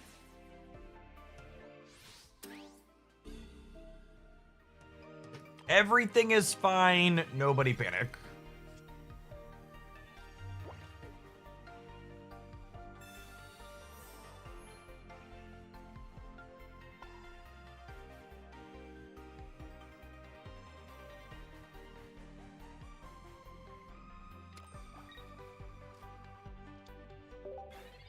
I'm gonna put 1 energy on Snorlax. I'm not gonna commit more than that because I want to be able to threaten a KO with a top deck Berry, but I also want the Electivire built up in the back should we find the Volkner.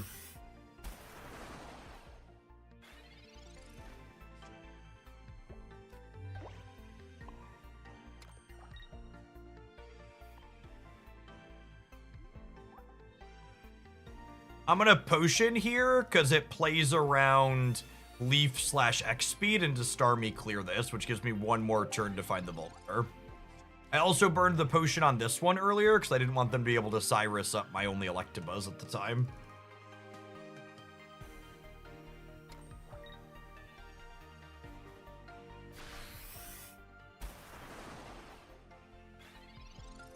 Barry! Alright, cool. There's the Volkner. And then hopefully they go energy shuffle clear with Starmie, and then we just completely destroy them with Electivire, Volkner.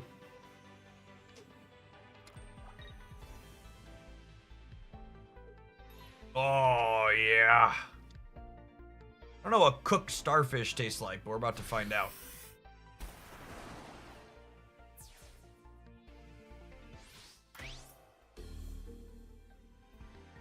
All right, Volkner, pivot. Pivot.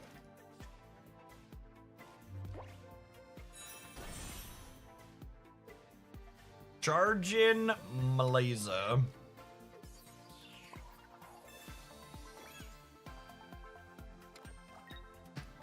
Exciting voltage. Crunch. Now they need a cape for the Articuno to not be cooked next turn.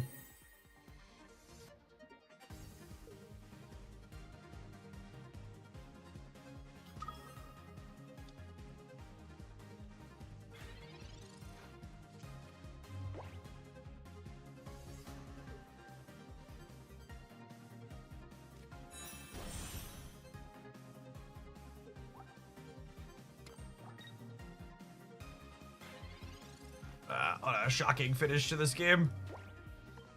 Boop.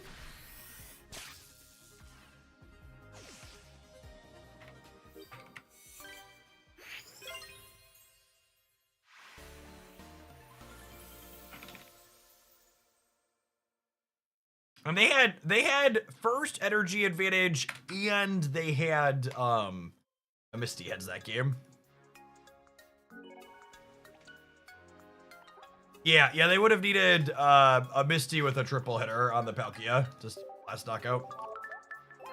4 Misty Heads not beatable, that's just how it is.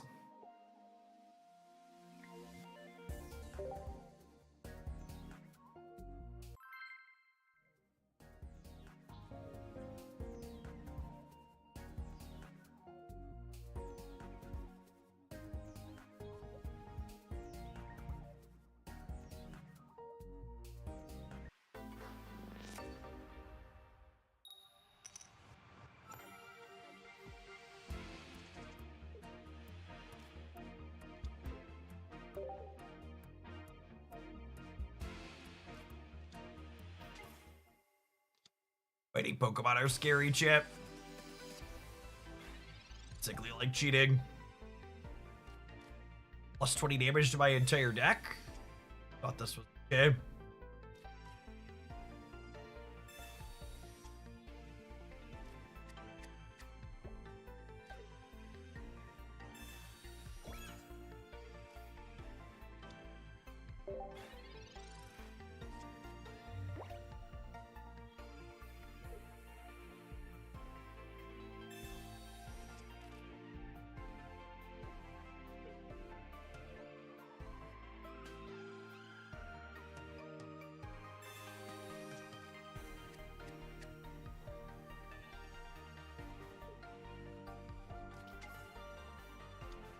Wudo.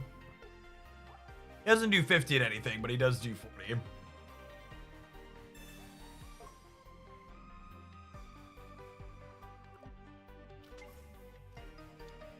And yikes, with the Lucario threat, they clear this in 2 even through a potion.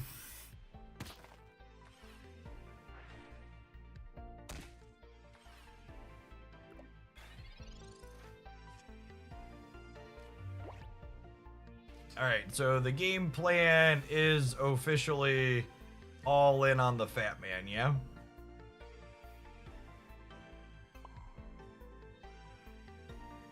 We just died to the Mars Shadow, right? I'm gonna go next. Lord Odin, thank you for the 31 months. Both times we played against the fighting decks, they've had first energy advantage. It's been real sad.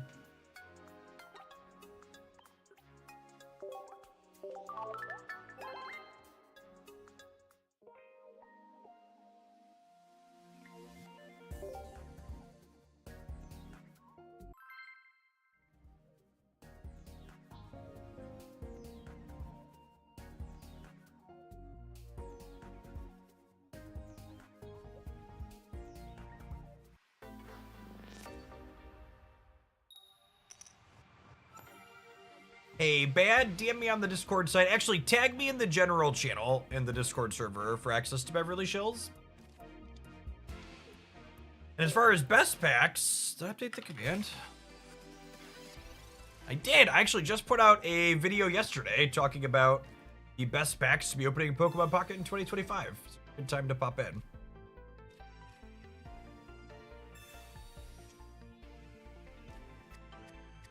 This sparks my bench, so we're not going to play that other one out. We'll put a Rocky helmet on this so they're disincentivized from attacking it.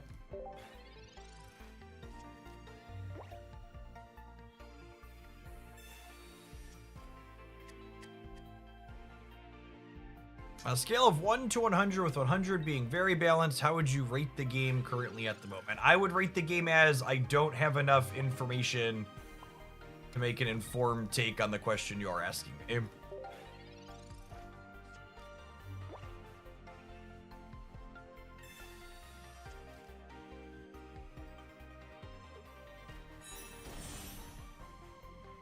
Part of me was really sad that they kicked out the 5 wins event this early in the metagame because, like, I kind of wanted to make a best decks for the 5 wins event video because it would have a really high click-on rate, I know, but they're just like, I don't feel like I can make a data-driven approach to that until after we have this next meta report, so decided to skip on the content piece for the sake of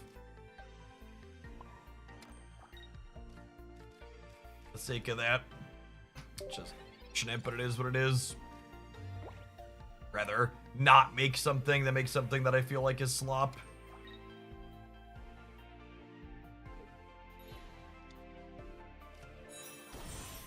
Ah, poor Fat Man.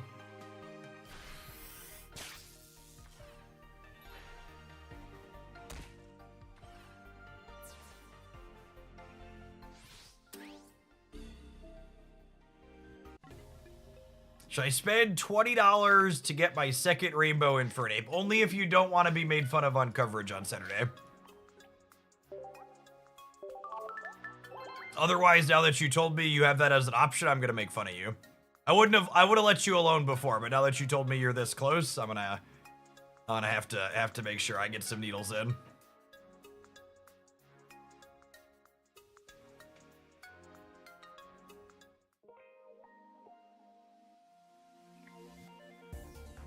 All right.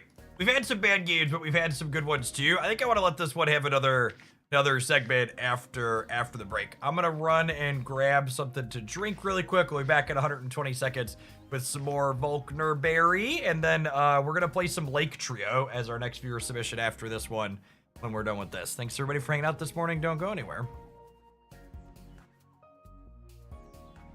Watching on the YouTube side, don't forget the like button on the live stream. We got over 500 viewers there, but only 269 like button pressers so far. Let's pump that up, huh? Your BRB.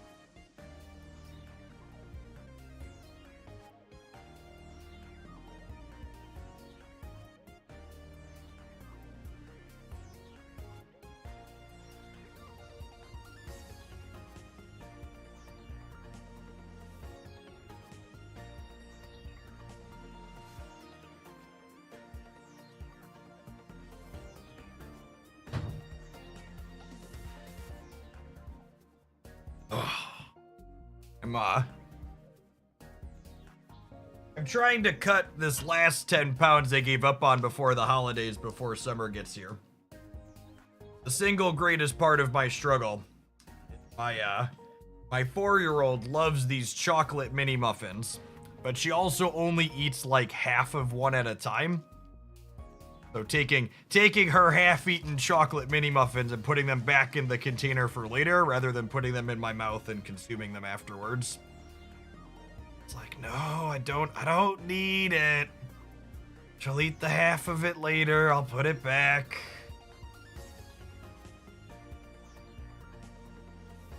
Don't eat your kids' meals. There's just so much of it everywhere, chat. Why don't the children finish their food? Yeah, Prime subs, paid subs, gift subs, they are all the same for getting into the Discord server. YouTube memberships, Edify subscriptions. Anybody who supports me directly in any way gets full access to the Discord. Oh.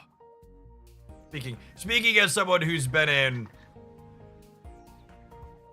a lot of fully public Discord servers, I do not have it in me to moderate a fully public Discord server, and I'm not about to pay people to do it.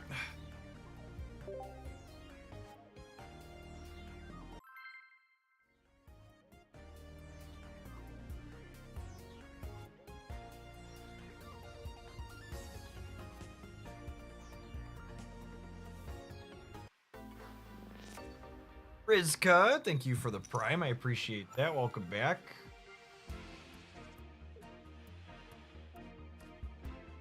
Always the fat man first, gamers.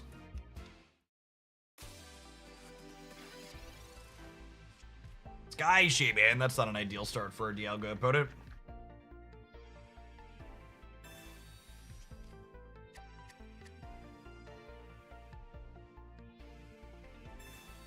Janu, thank you for the quarter of a year. I appreciate that. Welcome back.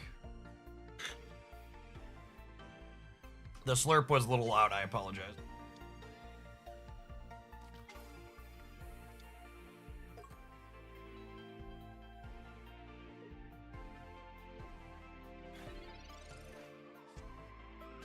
What's my favorite deck been this set? You know, I don't know that I have a personal standout as of yet.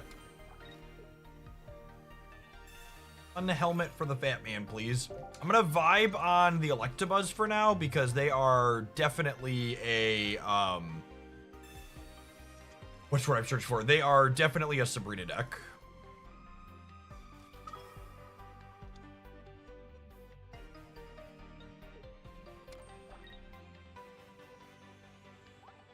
If they don't have a copy of Leaf, we get to collapse on the Shaman next turn, and collapsing on the Shaman is a big deal because their next Pokemon is going to be an EX. So this means we just need one knockout on one of their bigger things. Okay.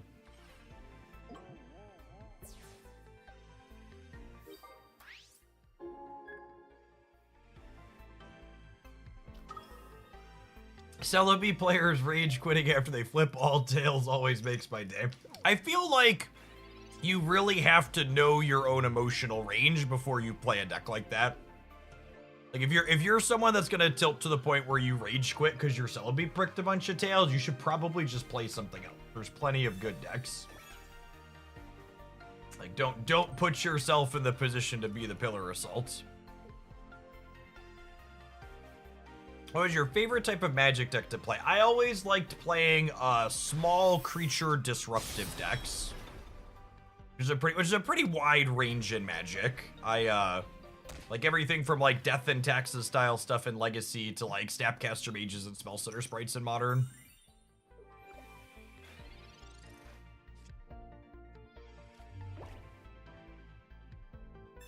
Yeah, Kiki Chord style stuff, creature toolboxes.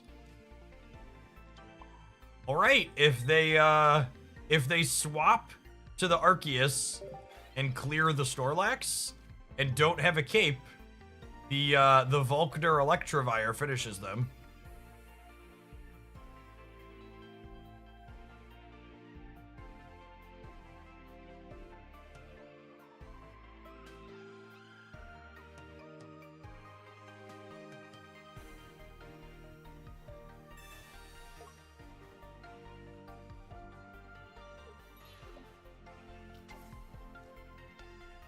My goodness, please activate my trap card. Please activate my trap card. Wait, they put the energy on the wrong thing?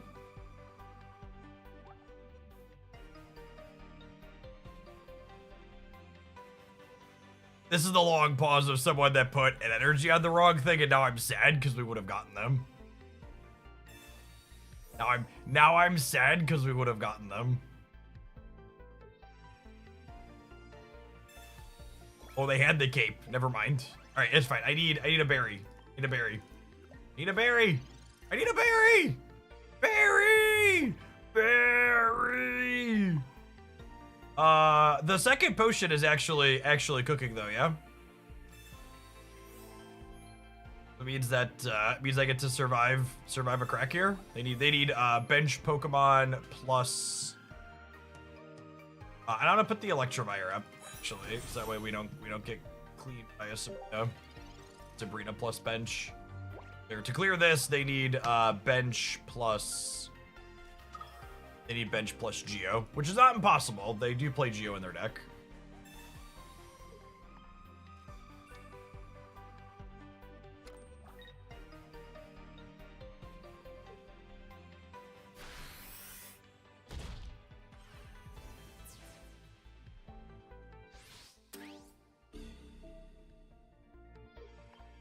Alright, we're looking for another Electabuzz here.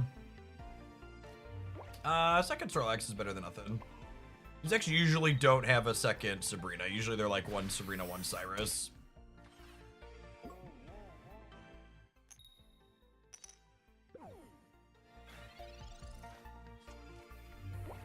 We tactically flip tails there to lull them into the false sense of security of leaving the Arceus in. So that way we can clear them on the next attack.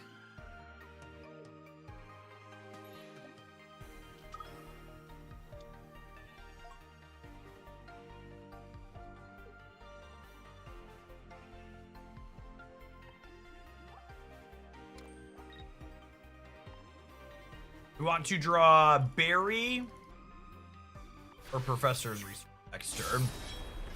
Are two ones we're looking for.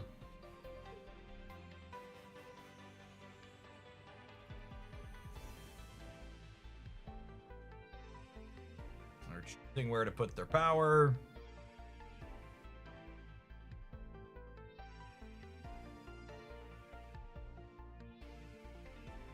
I assume it's just the other Dialga, right?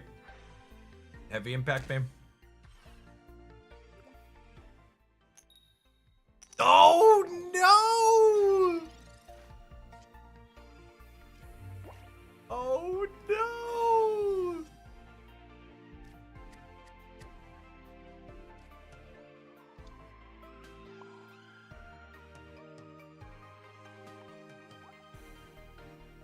I am 50% to draw Electivire and, I'm equally likely to draw one Electivire or one berry. So I guess we'll do this and hope we draw the Electivire.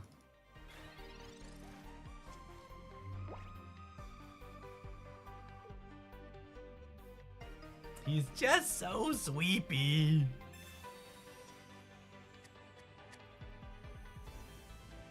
Me too, Snorlax, me too. It's fine, this is tactical. If I would have attacked them, we would have died to a 100-point hit next turn, which wouldn't have been good.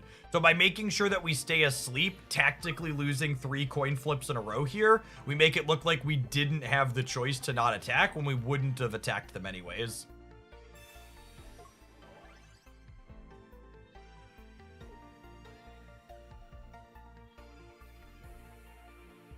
Tactical that big. Unfortunately, with the Giovanni here, we are done. Like I can put the Snorlax up, but I just don't have the damage output to clear either of these before the Arceus happens. And the Arceus is hitting for 130. I need a Geo there.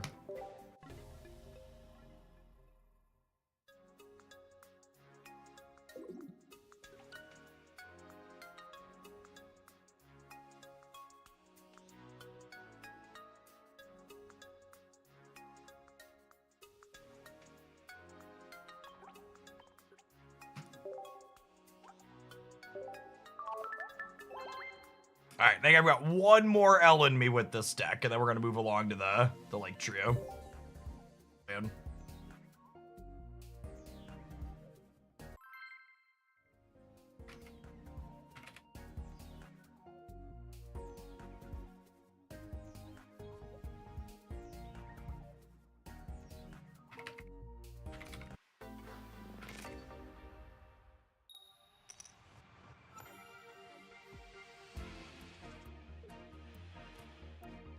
A favorite fat man.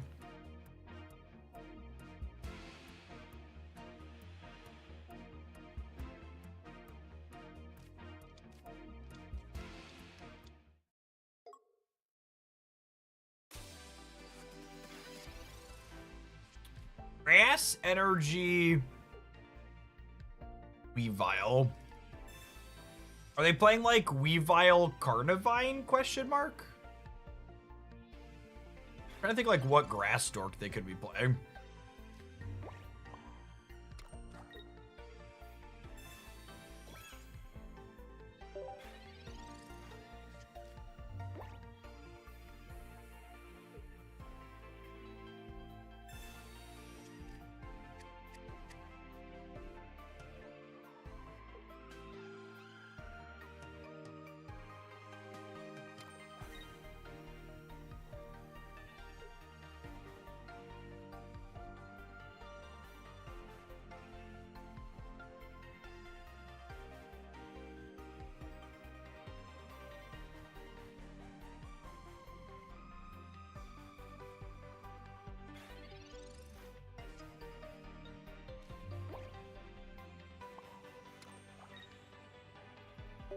It was not the berry I wanted for Christmas. We have the wrong anime friends in hand.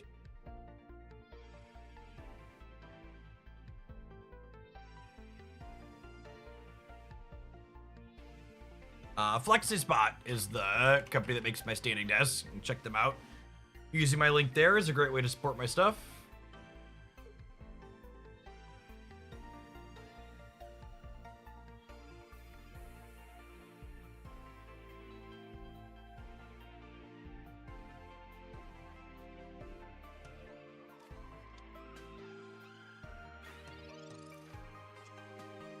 What is in their deck that takes grass energy, gamers? What do we think? Like struggling to think what could they be playing that put grass energy in their energy zone? And are they unlucky 4 turns in a row, or are they only grass and no dark? Yeah, Carnivine's the only one I can think of. Oh, they put a healing shaman in the deck, and that got them. Yeah. Healing shaman's a good call. Now, that soon seems more likely than Carnivine.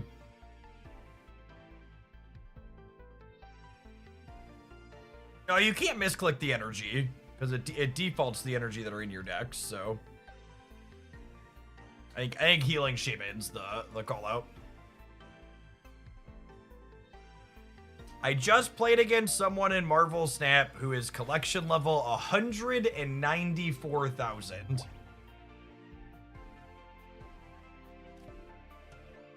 For reference, I'm collection level 91,000 in Marvel Snap, and I've spent over 25,000 USD on the game.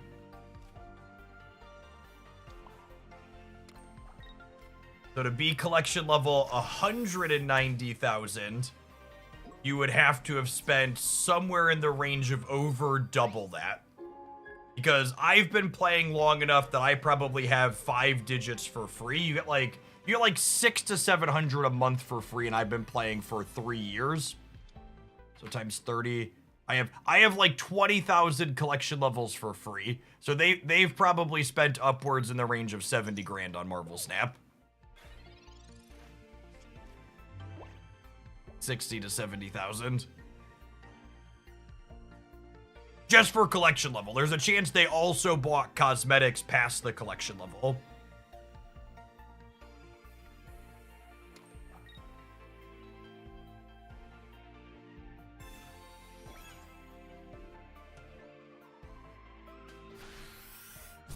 There's always a bigger fish in the ocean, gamers. Always a bigger fish.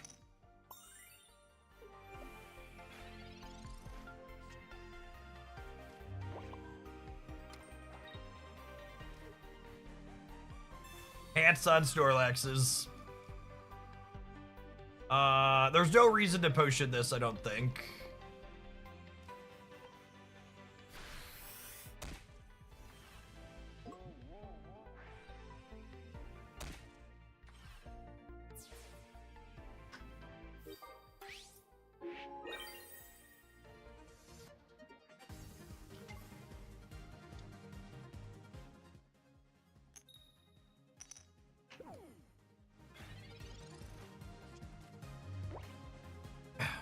I will say, speaking of whales and mobile games and Marvel Snap versus Pokemon Pocket, it is very interesting to me how many content creators were very vocally mad about how Marvel Snap sells bundle deals that have like $50 or $100 variants in them. But none of those same people, to my knowledge, have batted an eye or said a peep about the fact that Pokemon Pocket 2-star variants cost 250 USD to brute force. They're unfortunately just cooked by Arceus. Which, for reference, I also think is fine. I think monetizing cosmetics is the thing these games should do. They're optional shiny things. Putting spears into creatures for shiny things rather than making mechanical game pieces more expensive should be ideal.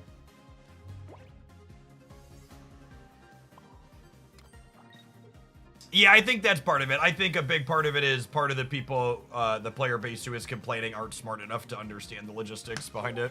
Probably accurate. Yeah, it takes 250 packs to craft a 2-star.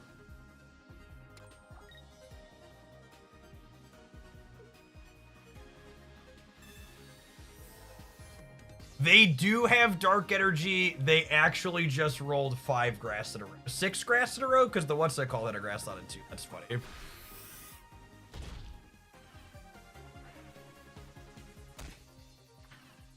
And our deck is unfortunately trash, so we're dead anyways, but, you know, we tried. Time to move along. This was a fun experiment, but ultimately our variants caught up with us. We ran a little bit hot to start.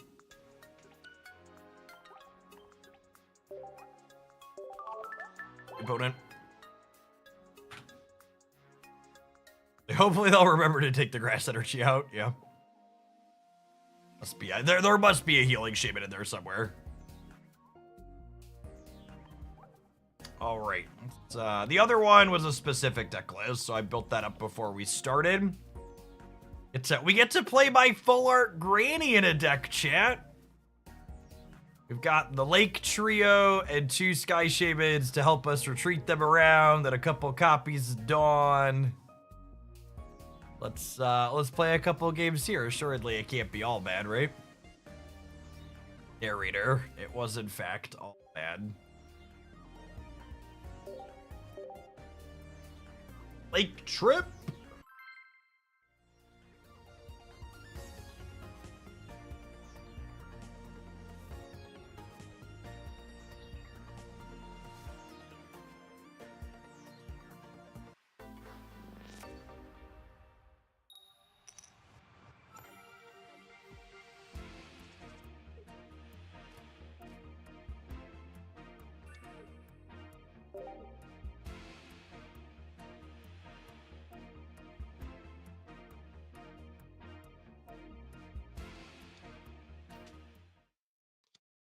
Ooh, we got an Azelf to chase down the Magikarp.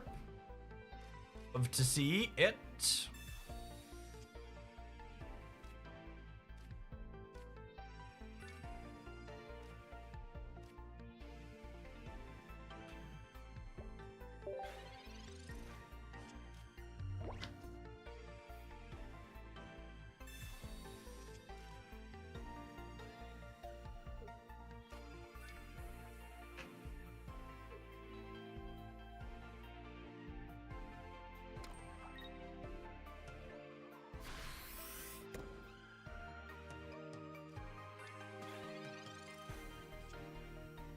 You playing any rivals off stream? I haven't been doing much of anything off stream. I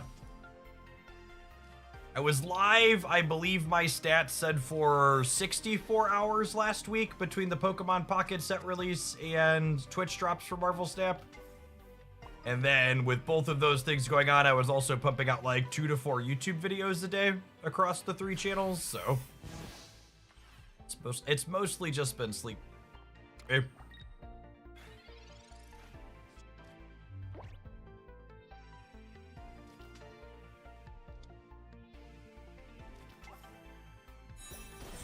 All right, so I think the game plan from here, well, I guess it's gonna depend on what the Starmie does.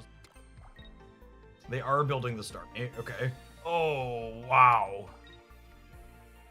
That's brutal.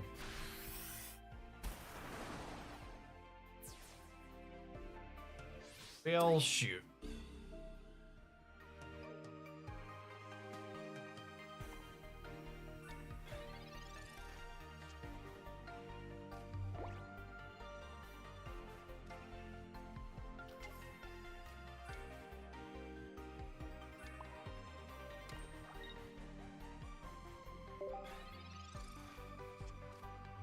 Go next?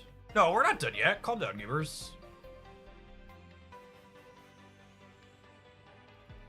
Oh, I messed up though. I wasn't supposed to play out the other Best of Spirit. I needed the Shaman to shuffle things around.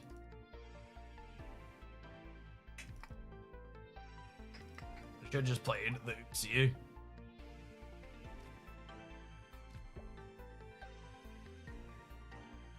Mistakes for me. It's fine. We could maybe still power through here. I get to cook the Starmie next turn.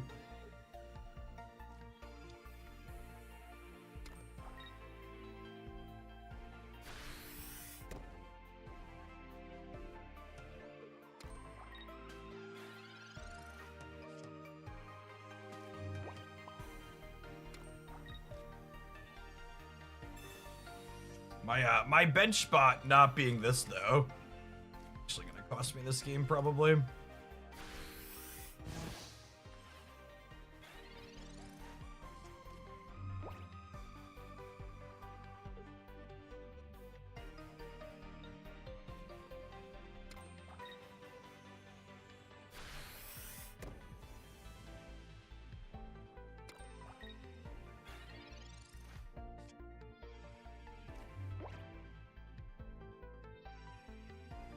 So I can mess a Spirit, kill the Gyarados this turn, but then I don't have a way to retreat my stuff around. This does 160, so I can cook the Gyarados. The problem is I just don't The putting this out on my bench was just such a... I'm so sad, because this would have been a really sweet first game if I just hadn't made that mistake. I can shuffle these things around freely.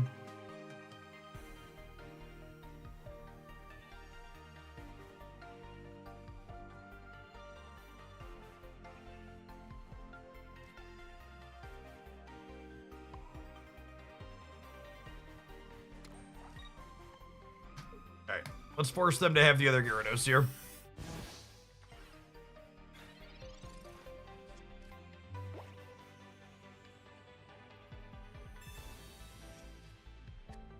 If they don't have the second Gyarados, we can still cook them up.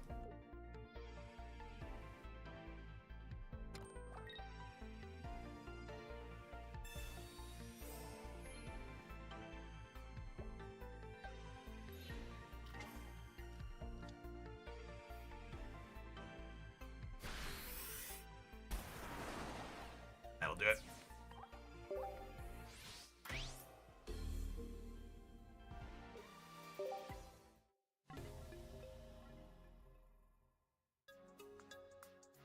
Today is my last shift of 20 12-hour shifts in a row. I appreciate you working the overtime while I was working mine. Thank you for the minis, Reno. And rest. We were probably dead even if I didn't mess up my bench placing the way the Manaphy let them accelerate. Take 2, Electric Boogaloo.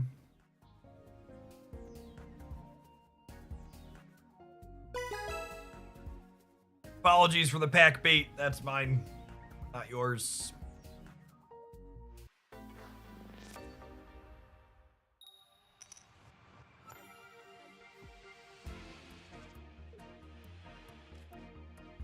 See us? Lovely. Okay, I'll play all my friends out.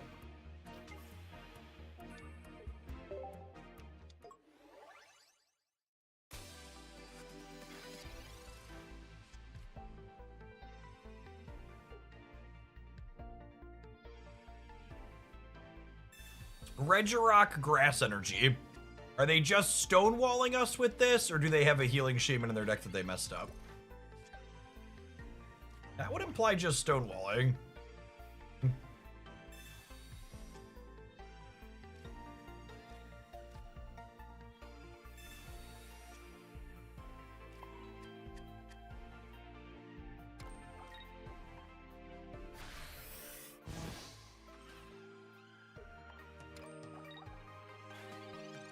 This discards all energy attached to it. So many energies to discard, chat.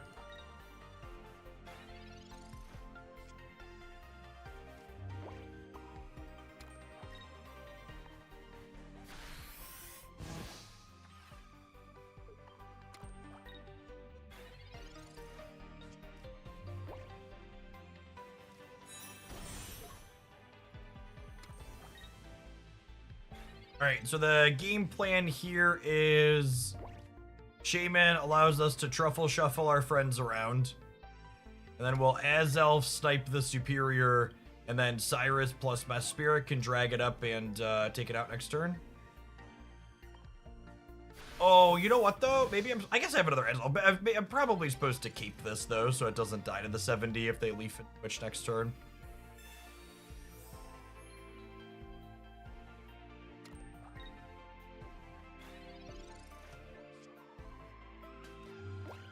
I'm gonna fix that mistake here.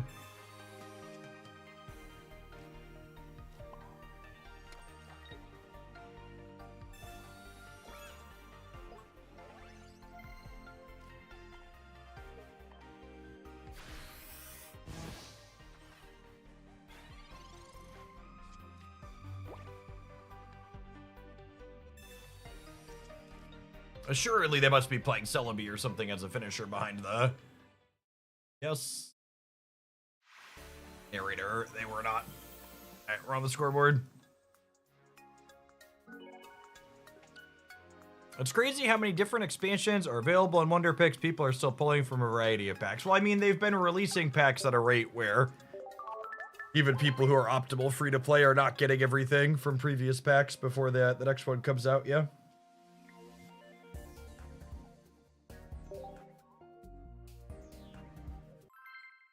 That's true too. There's probably new people coming in. I would bet Pokemon Day brought in a lot of new people in general.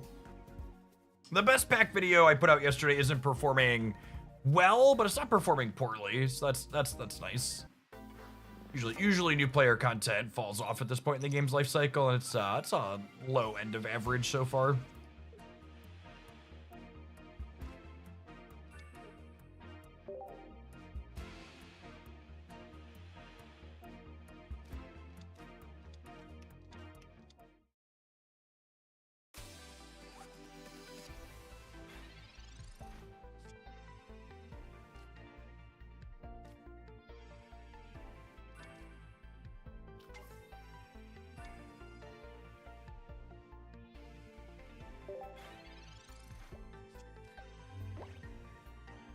You're picked for first Leafeon. You like it.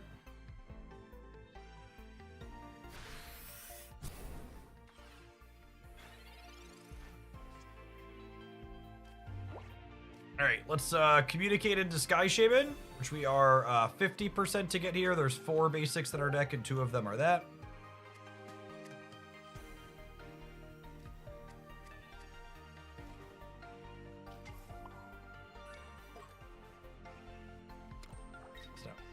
This and pivot our friend. I'm gonna go ahead and put a cape on here because cape means that we survive a weak discharged hit from Arbok.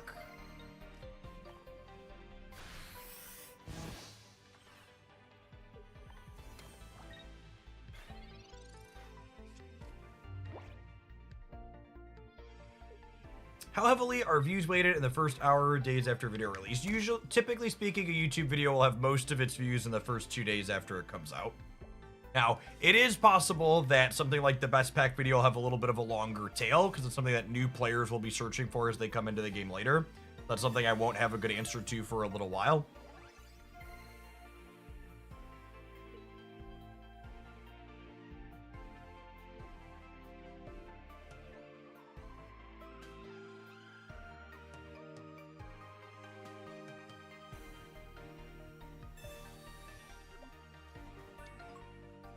As Elphys said.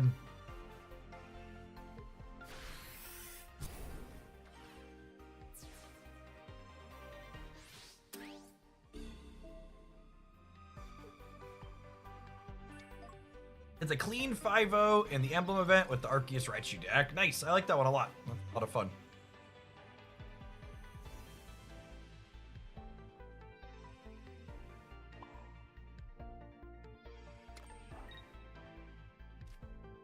I hold back on showing them that I have an Azelf. A brick on Arbok for another turn here. Of course, it's possible they had the Arbok and weren't bricked on it. This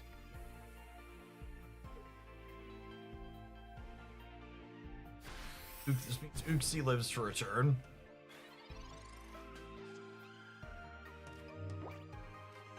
Go dig in. They already burned 1 Cyrus here.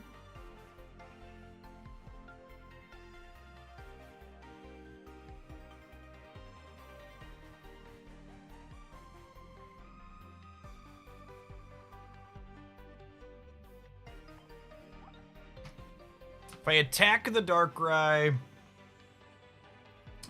and I don't know what I want to do. I think it's just energy here and then hit with this. Because the problem is if I put up the Azelf and get in a shot on this and they clear it, I can't use Mess Spirit again unless I top deck Granny. I think I just take my first knockout point.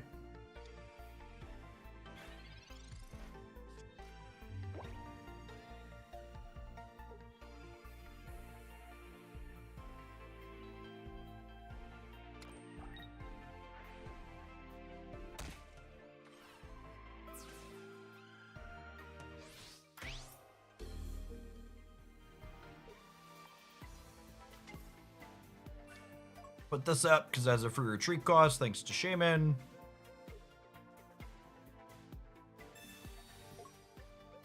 Oh. Yeah, cooked. We're gonna take a brief pause for the cause to let some adverts roll. I think I've got like 2 more fat L's in me for this one when we get back before we move on, but unfortunately the Lake Trio is currently performing at expectations. We'll see you in 120 seconds, gamers. Thanks for hanging out. Don't go anywhere. Watching on the YouTube side, consider tapping the like button on the live stream. It doesn't cost you anything. It helps the content reach some more people. We've got almost 600 people watching, only 332 like button pressers. Probably pump that up a little bit.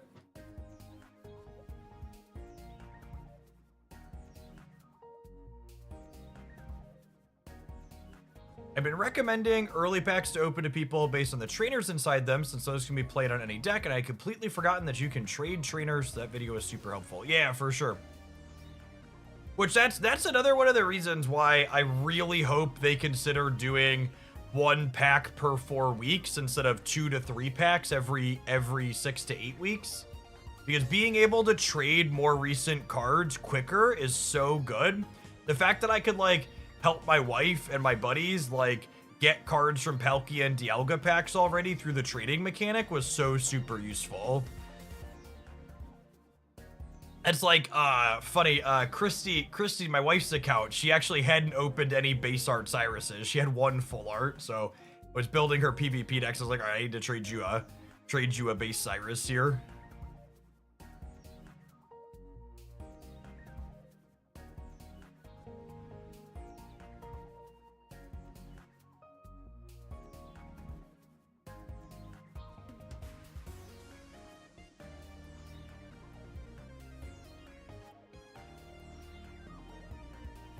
Loaded up this deck and queued into a rear match. Wake up, sheeple.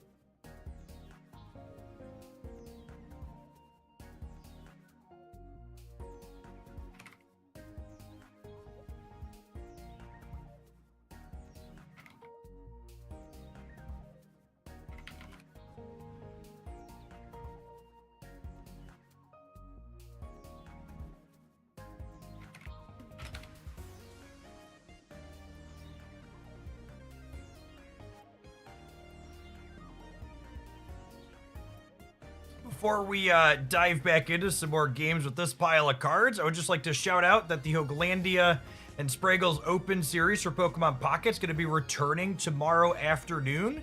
25 hours from now, we're going to be kicking off on YouTube and Twitch with the broadcast. If you want a chance to compete in one of the biggest prize pools Pokemon Pocket tournaments have had to date, $600 in cash prizes, 2,400 Pokegold, over 1,000 pack hourglasses being given out. Make sure you sign up to play now. I think we had about 600 registrations last I checked. Ooh, we're over 700. That's fun. I think last time we had about 1,000 people, so I imagine looking at tournament registration, it looks like tournament registration's been down a little bit this season. So I wouldn't be surprised we're a little bit lower than last time, but I imagine we'll probably have 500-600 people that play at least. Market thing to note is not everybody who signs up will actually play. Since it's free, usually there's like a 25 to 40% attrition rate, these types of events. Any advice for someone who hasn't competed in a Pocket tournament but entered in the Hooglandia Open? Well, it's a little short on time because the event's tomorrow, but my number one piece of advice is make a point to try and play in a different, smaller tournament on Limitless before you play in the big one, just so you're familiar with the interfaces, like how the chat system works and what to expect for pairings and stuff, so that way you're less likely to have an issue or be short on time if you're not familiar with it the day of the big event. There's always lots of things every day, but other than that, just have fun.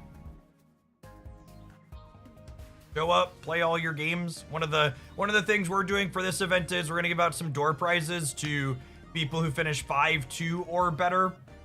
To give people a little bit of an extra incentive to keep playing if they want to have a chance to win a little bit of something. The structure is going to be the exact same as last time. Everybody's going to play 7 rounds of Swiss. Then after those 7 rounds, players who won 6 or more of them are going to get put into a single elimination bracket to play it out for the crown.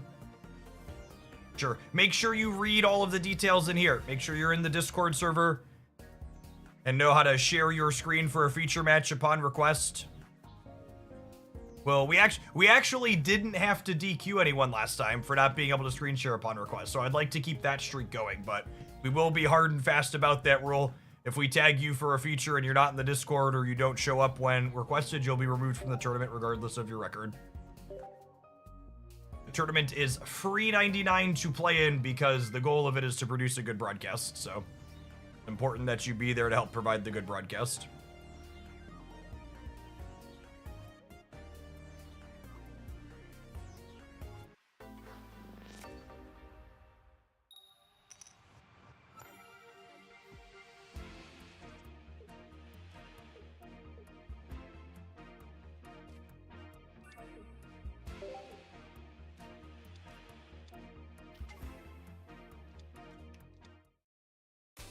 Yeah, screen sharing from emulators on PC is clean. Steps will be slightly different than what is listed on there for sharing on mobile, but screen sharing on Discord on PC is very... Remember, chat, if something is free, you are the product. That is exactly correct.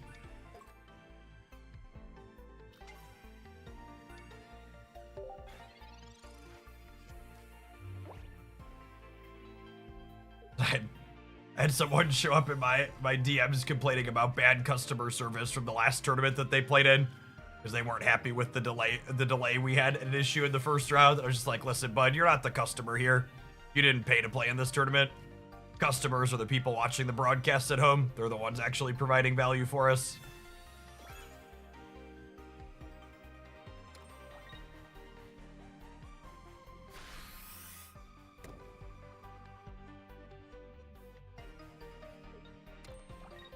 When I go to a garage sale and take all the free stuff, I'm just a junkaroo. That is exactly correct. I would like to try and murder a Magikarp, as Elf is a wonderful draw.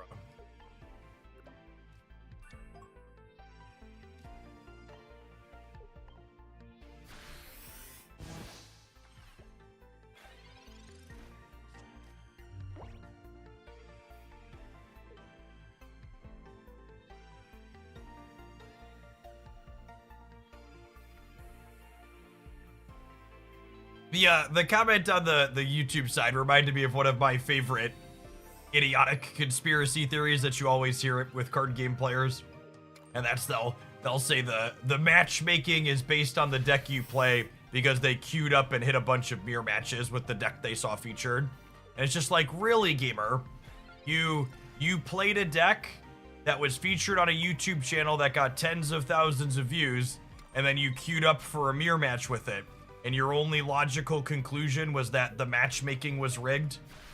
That was the reason you got the mirror match? Interesting.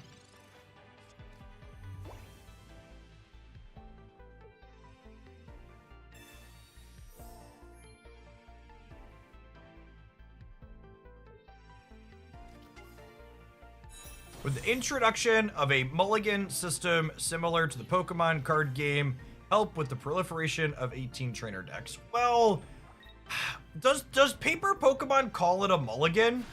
Because paper Pokemon doesn't really have mulligans in the traditional card game sense, right? Like you don't get the option to take a do-over. Paper Pokemon has a punishment for when you draw a hand and there's no basic in it. Which I think that would be fine if you wanted to give the opponent a bonus for every time you brick a hand.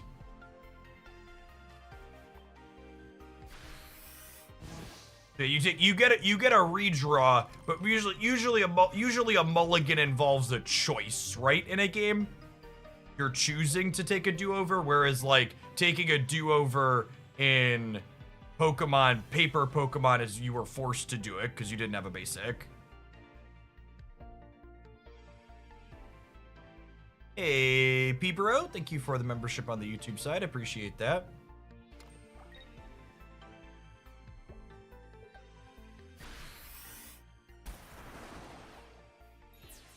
All right, they didn't take the energy off by Mess of Spirit.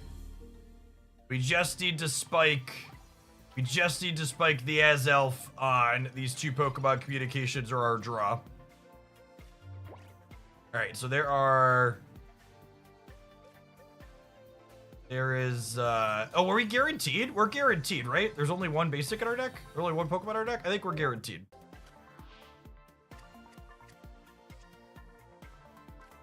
How does a mulligan work in the paper TCG? I believe the paper TCG, and it's been a while, but I believe in the paper TCG, when you don't have a basic in your opening hand, you reveal it and draw a new hand, and then your opponent gets +1 card in their opening hand. Every time you brick on a basic, your opponent gets a bonus.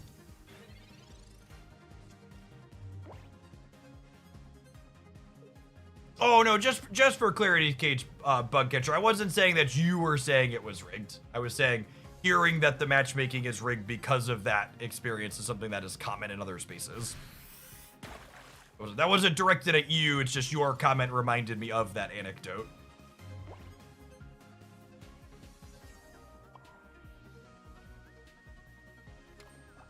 And this has a free retreat cost because of Shaman. And then in theory, gamers, we're gonna kill them next turn, yes?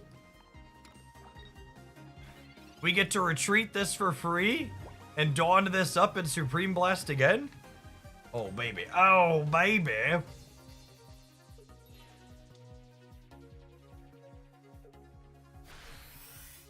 Cooked. We cooked them.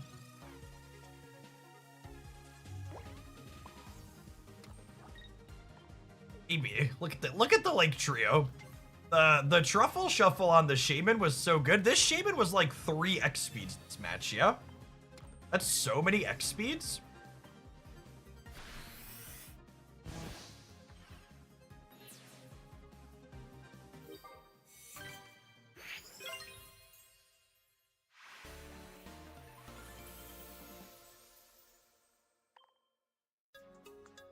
Lake Trio by a joke to you. Listen, we effectively assembled Exodia that game, right? It was the 3 pieces of the Lake Trio, Sky Shaman plus Dawn, literally the 5 pieces of Exodia.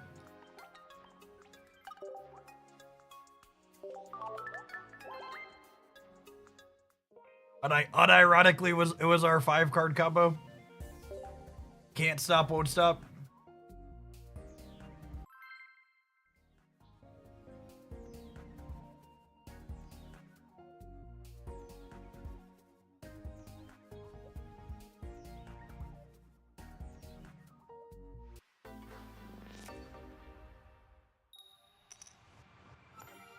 It was a bunch of X speeds. The second Shaman turned into communication fodder. It did that too, didn't it?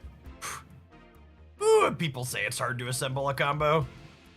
Look at how wombo-y this is.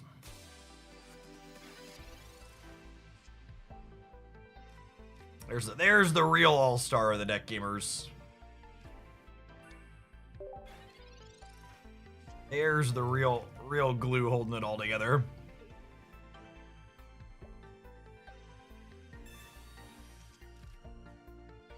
You won that last game?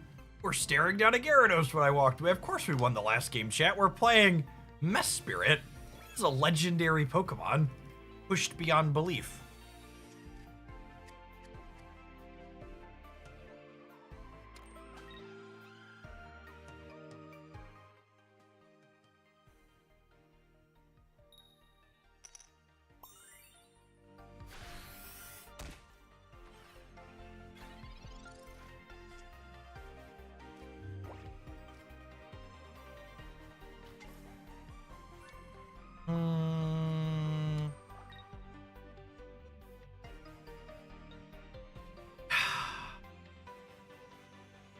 We're dead.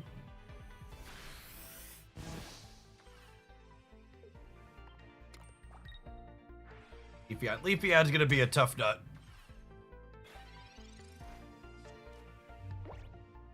What's our sequence to victory here?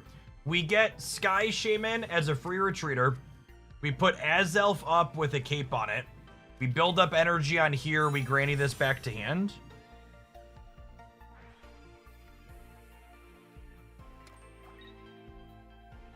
I think we have a line to get to attack with Mess Spirit this game.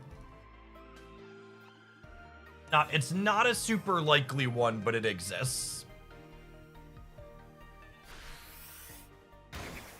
This cape's going to be instrumental in it.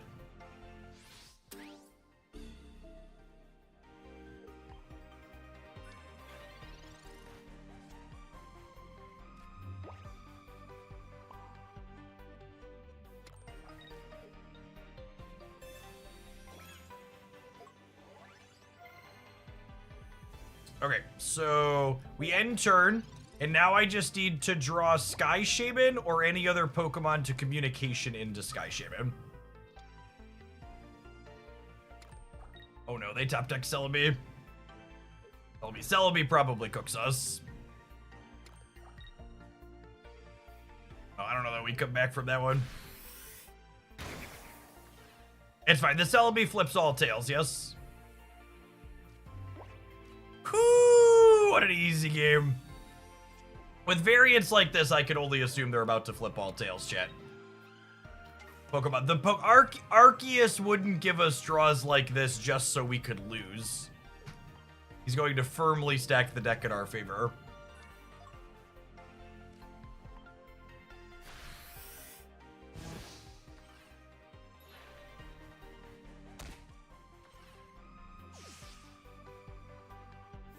I do have room to take another viewer deck right now if you want to send something in. Playing Pokemon for a little bit more.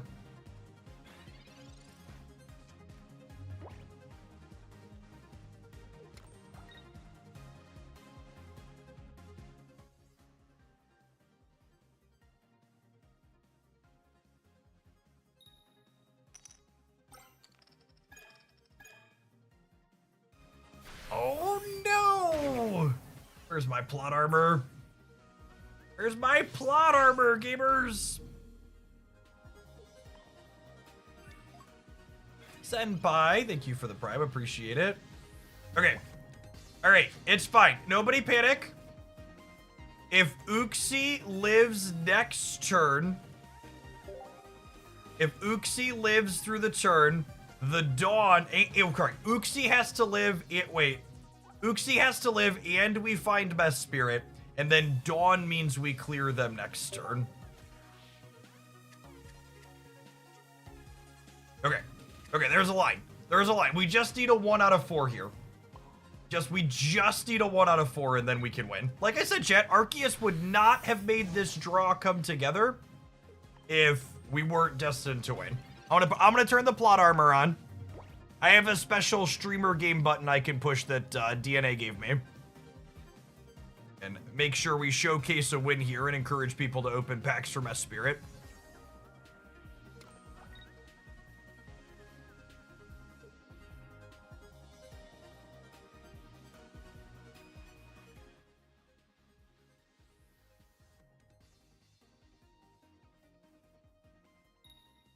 Oh no.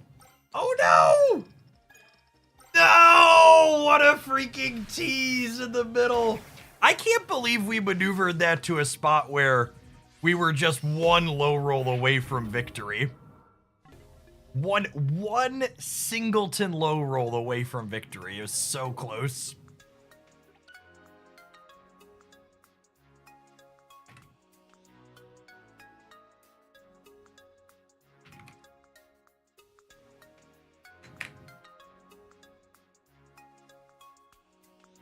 Senpai MD asked, hey Jeff, is the YouTube chat meant to be members only? I'd like to chat over there. Yeah, so I was feeling annoyed one day a couple of weeks ago and chat wasn't helping, so I put the chats in sub only and members only mode.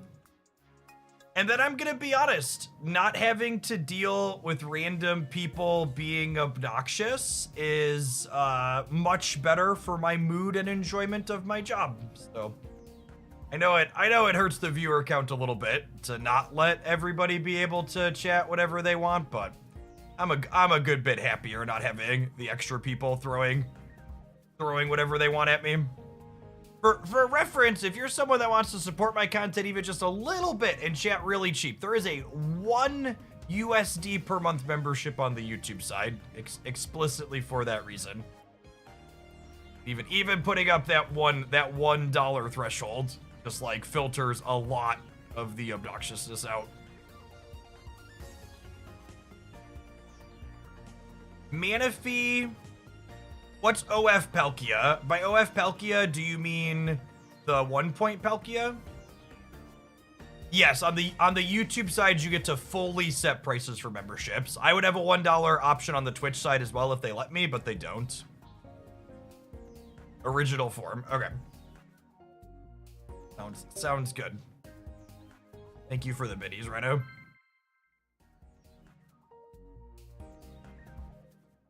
Manaphy coins. That deck honestly sounds fine.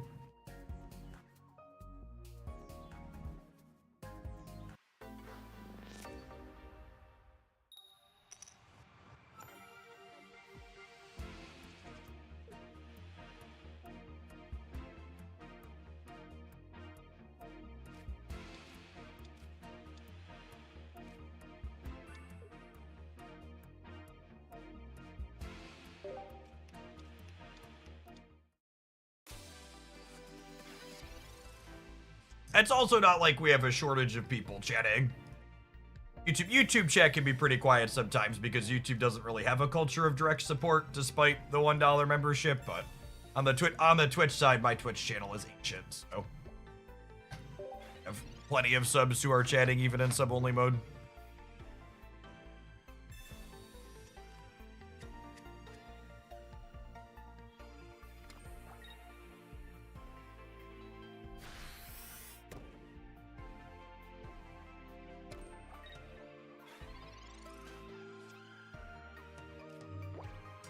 Pound for pound, Twitch's chat functions are significantly better than YouTube's. YouTube just has a better player feature.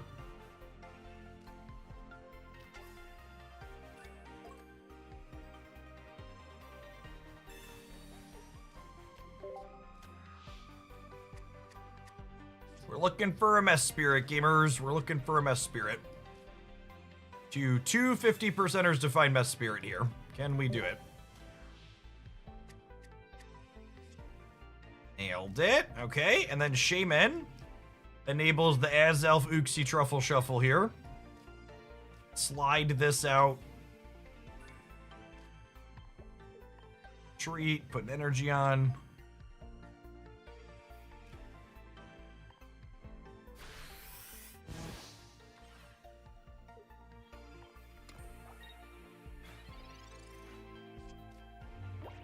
Yeah, that's a fun fact for the old time folks in chat.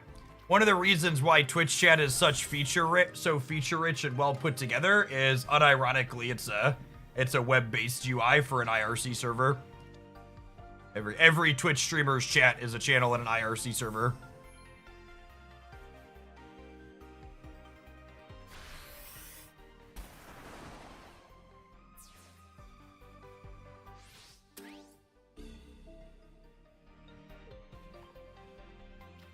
I think we're cooked here. Gamers.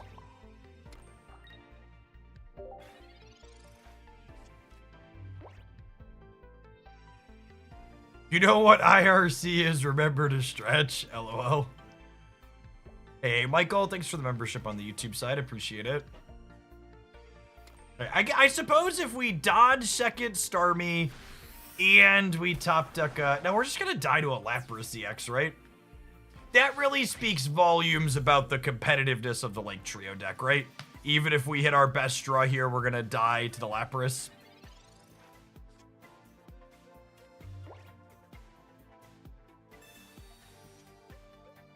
Or no, that's not it. That's not the run. We already have that. Alright, and we're gonna move to the Licky deck. Yes, there is a trading channel on the Discord server. I believe I have cursed 2-star Lickies too. Double check.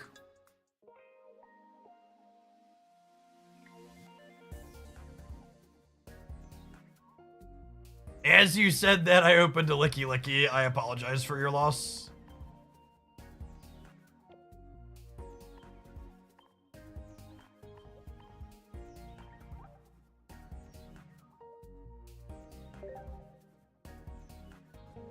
Oh, yeah. Yeah, I do have a cursed Licky.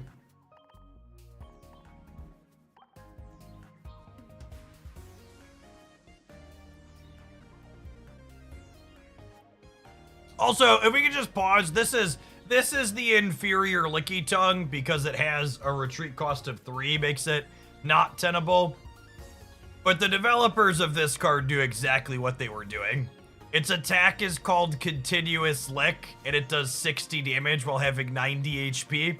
You tell me that's a coincidence, gamers. You can, I won't believe you.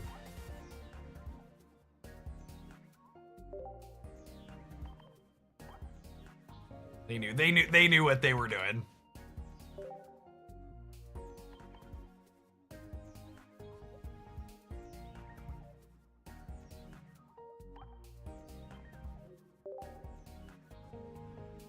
Couple of Irida, couple of Leaf.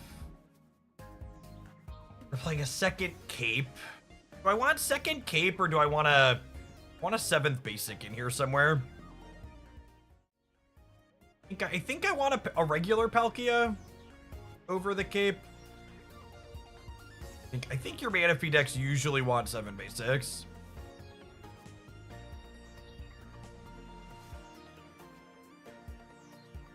Is Sabrina better in this deck than Cyrus? I don't think so. Our cards are kind of chip-shotty.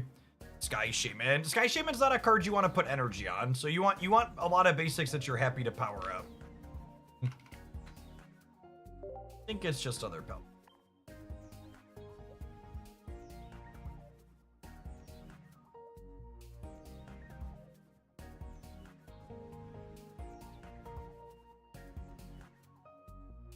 What's with the potato quality of the cards? The potato quality of this card image here is because this is a mobile vertical game.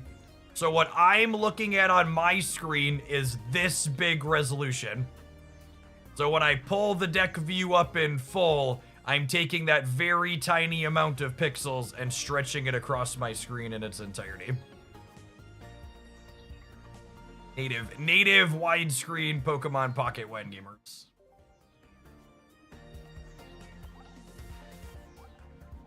I'll put my pay to win Glaceon coin on here so we get heads more frequently.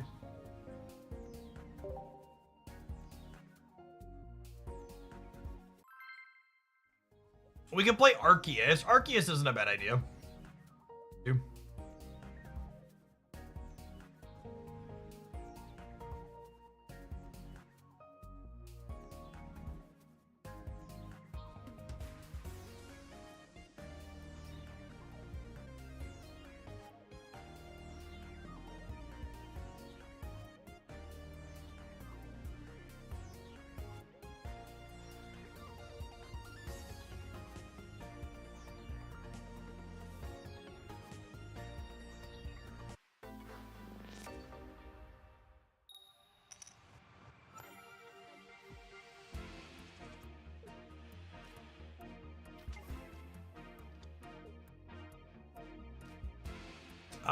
I like to wait to play out Palkia here. That way we don't get Tempo Sabrina off of our Manaphy. There are way more copies of Sabrina in the metagame than there are copies of Mars and Red Card. You have a lead like this that you really want to make sure you're starting on. I like not playing out my bench Pokemon while going second.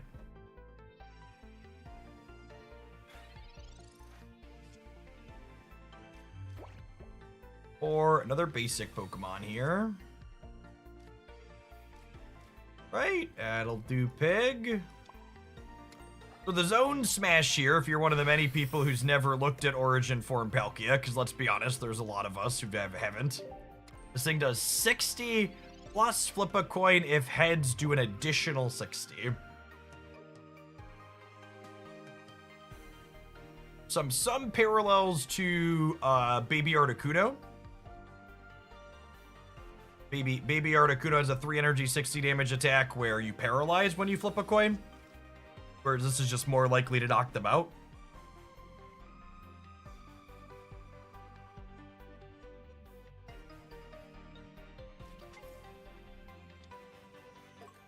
Arceus Wigglytuff, that's an interesting combination.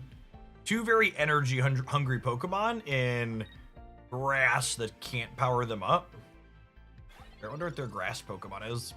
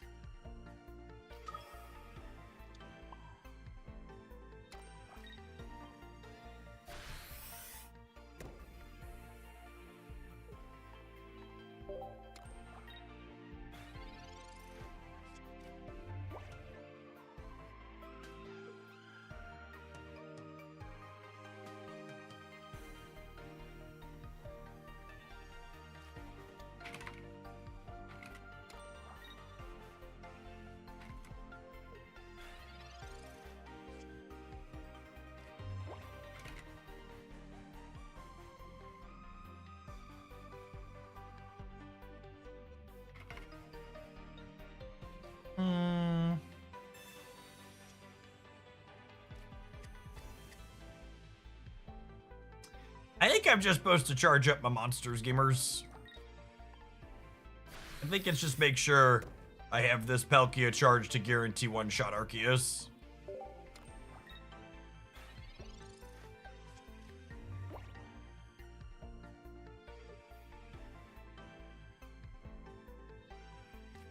Yeah, Superior notably only doubles energy on grass Pokemon, so interesting choice to have that together here.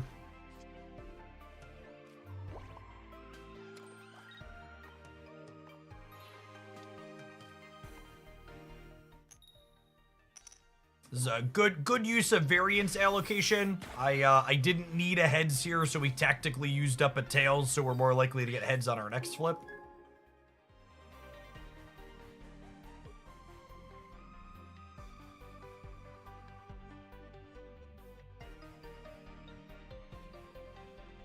Is little and big Palkia with Misty better than Licky Licky? Absolutely. Not close.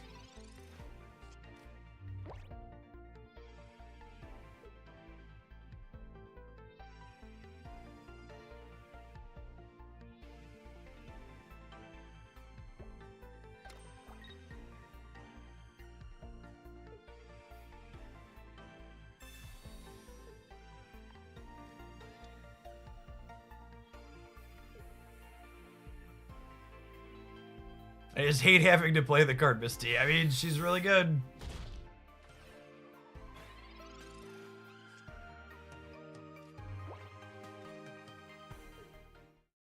They're dead to Palkia's Big Blast here. Do you want me to keep playing with Licky Licky right now, or do you want me to make the deck better? I wasn't sure if like Licky Licky was your goal or if Origin Form Palkia was your goal. Because unironically, I think Origin Form Palkia, regular Palkia, is probably a pretty reasonable deck.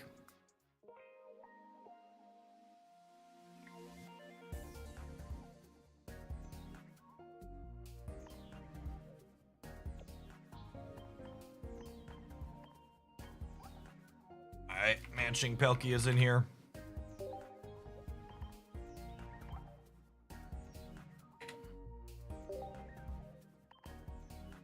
And then who do we want for our 7th basic in this pile? Is it another EX finisher, or is it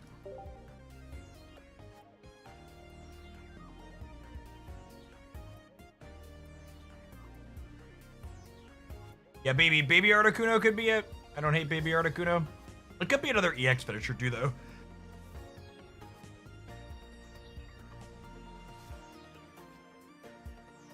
We could play one Arceus.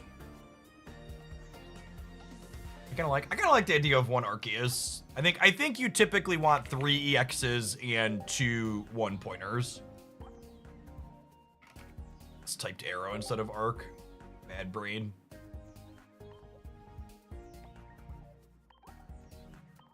The heart wants Aerodactyl. Yep.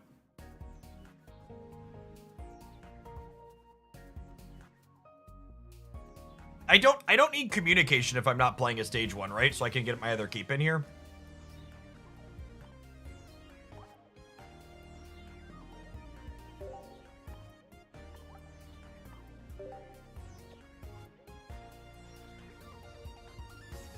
playing all basic Pokemon is busted, chat. Like the lesson of the current metagame for sure.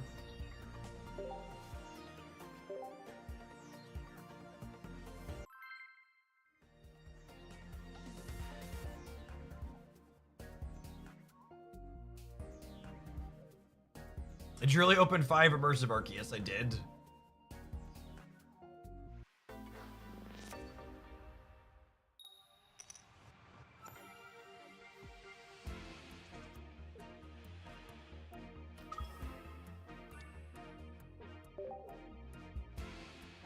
They refuse to give stage 2 Pokemon stats that are worthwhile. Even the stage 1 don't have particularly great stats. I think a big part of the problem with the current design as far as basic Pokemon versus non-basic go in this game is that, like, it's really weird to me that all of the stage 1 Pokemon have equal to or less health than a bunch of the basic EXs.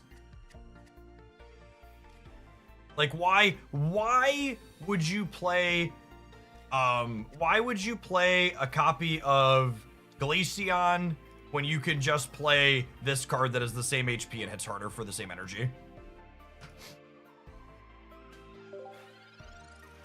Oh, this does damage to my bench Pokemon. I should not have played them out.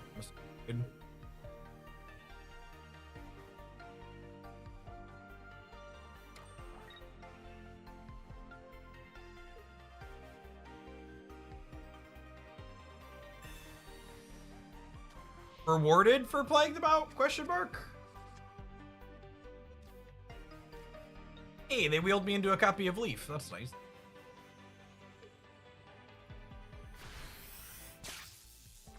Yes, Gyarados is basically the only notable stage 1 that has more HP. Is accurate, wholly and fully. But it has a real big downside of having a fragile basic.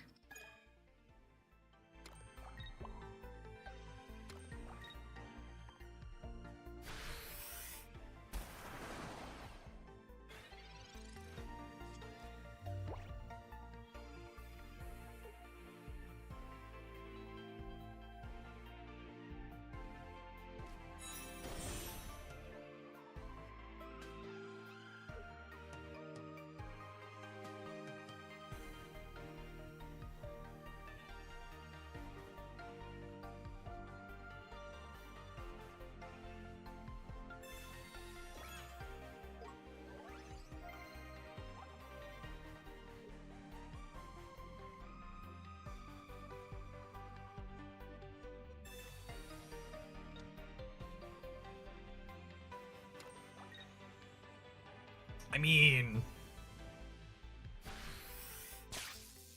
they're just giving me time to set this up, yeah?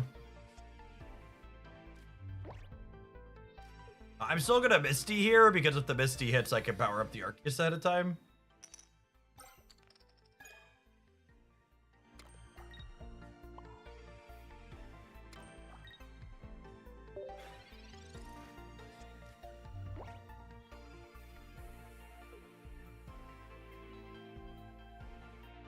Did we memory hole eggs already? That's fair. One of the reasons why eggs was good though is because it was one of the few stage 1s that has a good HP pool.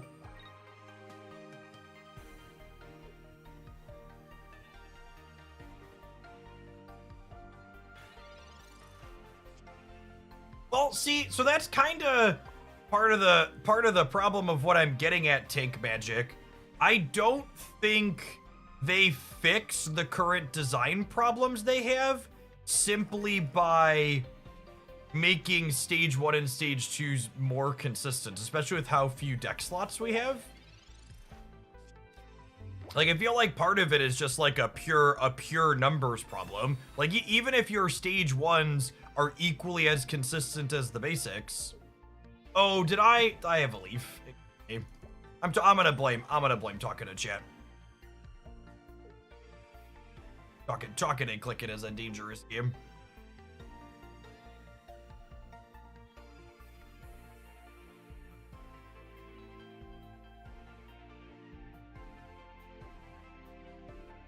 Yeah, there's so many limited deck slots that, like, you're like, okay, they print a card that makes the stage 1 more consistent. Well, my stage 1 takes twice as many deck slots as a basic, and then past that, I also need And then past that, I also need a, this is just lethal, right? The resilience link isn't active. There's no reason to burn this. We're to heal this a little bit.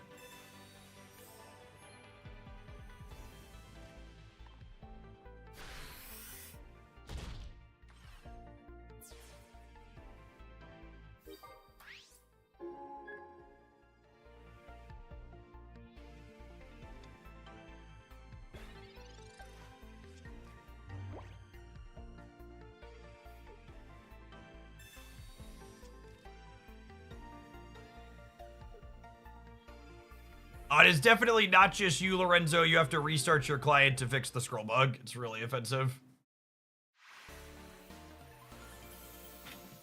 Definitely snap bug and not on you. All right, we're going to play some more with this one when we get back. We need to take a pause for the cause and let some adverts roll. Appreciate everybody hanging out today. Don't go anywhere. If you're enjoying the weekday live streams of Pokemon Pocket on the YouTube side, be sure to tap the like button. A little bit of engagement helps the content grow and makes this sustainable for me as a job. Appreciate the 390 folks that have done that already.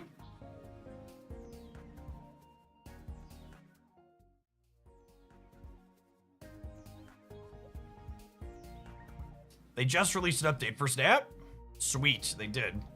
All right, hopefully that fixes Lagamoto too, or at the very least disables the animations.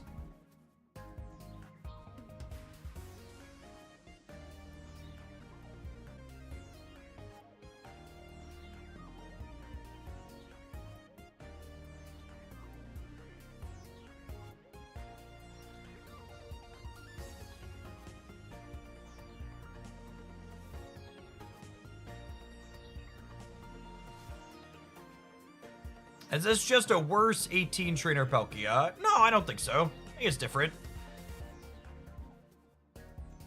You're not as one-dimensional. I think this structure is the ideal way to approach Manaphy. You want to make Manaphy a one-pointer and then an EX behind it.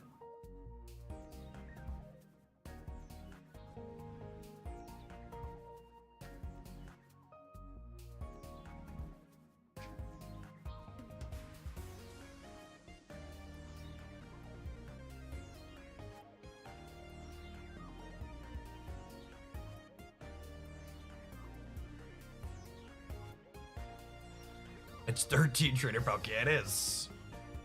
Palkia.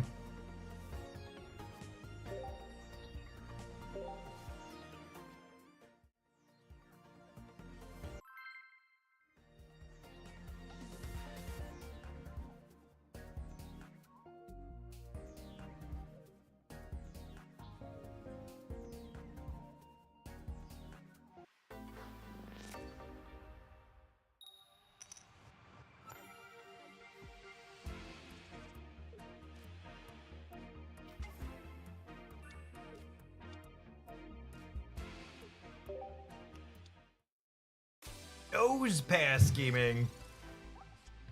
Oh, playing the three retreat cost nose pass can't possibly, right?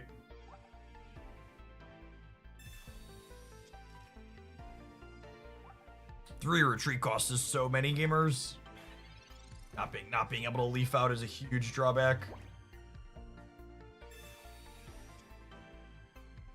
We're hoping for an origin form Palkia there. But with them being stuck on a nose pass lead, it probably doesn't matter. He's gonna charge it up and run him down real fast.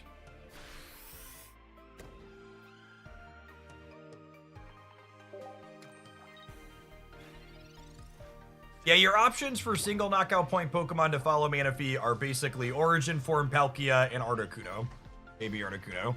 Unironically, I really like Abomasnow, but it's like decidedly not a basic, yeah.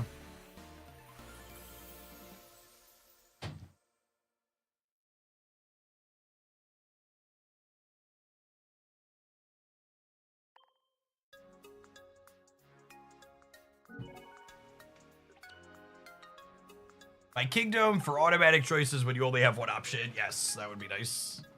I put it also deciding they are cooked when they start on Nose Pass, which is why you should not play 3 retreat cost nose pass.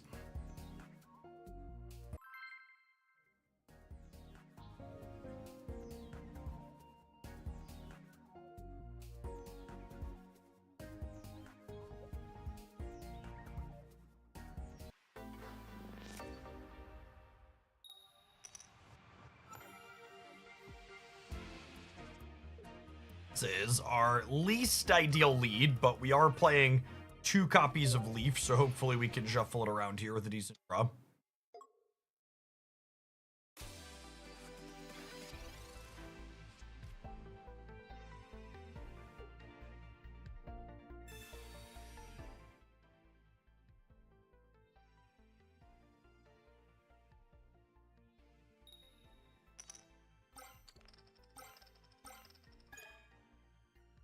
Pokemon Pocket Chat coming to a ranked ladder near you very soon.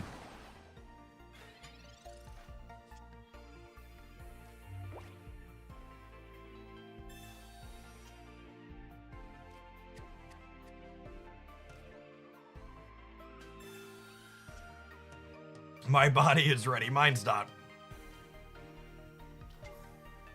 Mine's not. Everything's gonna be fine. Nobody panic. Everything's gonna be fine. Nobody panic. This game really kind of highlights why 18 Trainer Articuno is significantly better than 18 Trainer Palkia, though. You hit 3 heads on Misty on 1 and 18 Trainer Articuno, the game is over, your opponent can no longer win. You hit it on a Palkia, and we're gonna play an actual game here still because of it.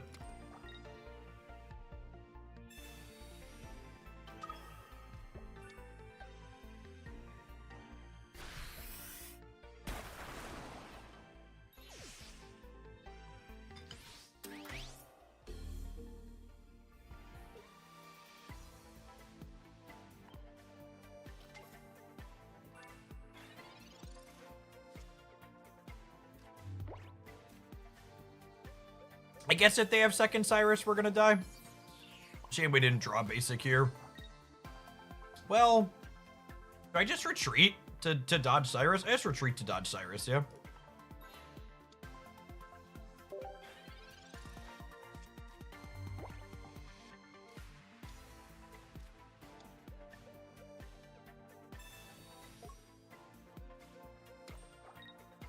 Oh my goodness, they're not 18 Trainer. We're playing a mirror match. That's hilarious.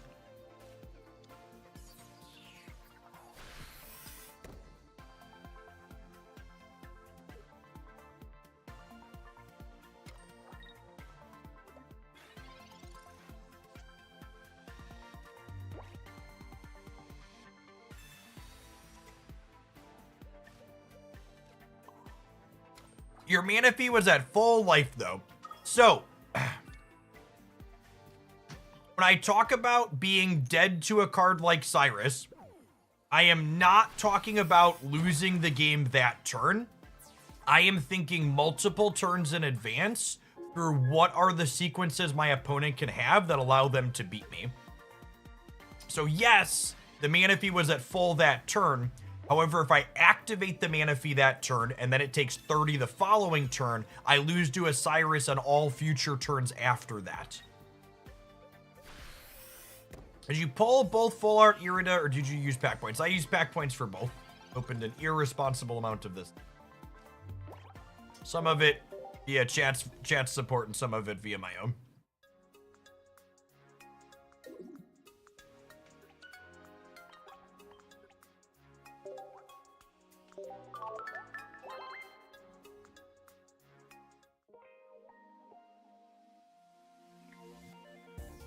Jeff is some type of crazy time wizard who can see multiple turns ahead. I am.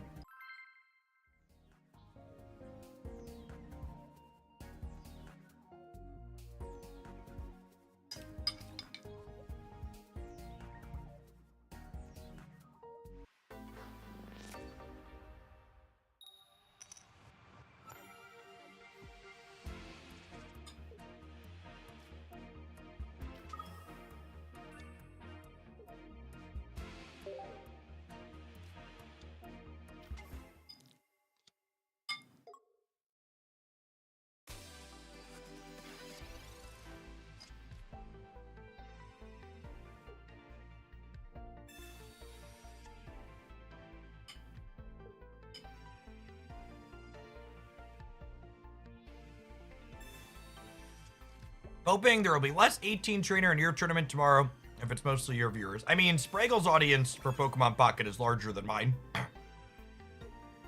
Is noteworthy. He's one of the top 2 or 3 for Pocket on YouTube. And past that, our tournament is the largest prize pool tournament Pokemon Pocket has ever had, so I expect the field will be incredibly competitive tomorrow.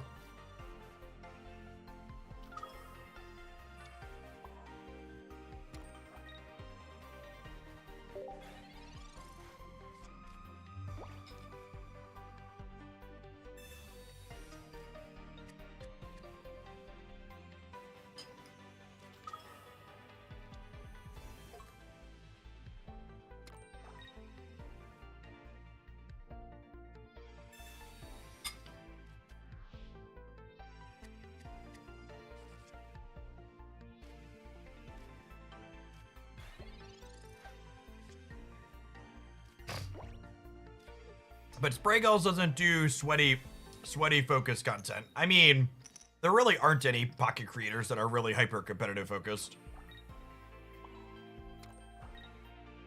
Even with the Misty Heads, I'm not sure we can win here. I get to Leaf into the crack with this next turn to clear, but then the Rocky Helmet plus the Arceus clears me back, yeah?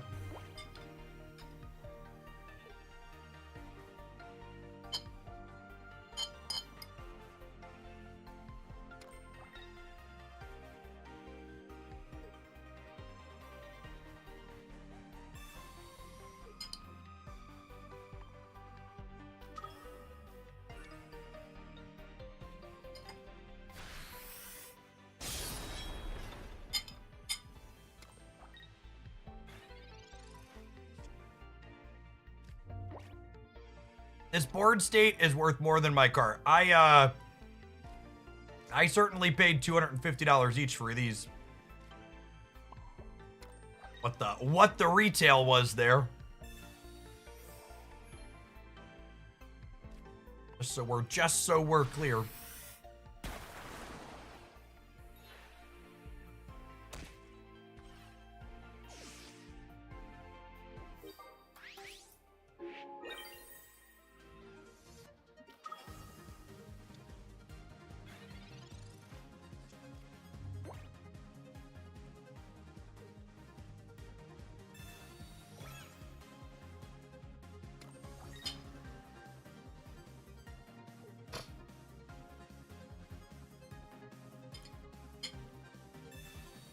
I've never seen a TCG with more clickbait YouTube content than Pocket. Yeah, unironically, same. I think part of that is because I cut my teeth on Magic the Gathering. I think a lot of the content surrounding Magic is really pretty tame, all things considered.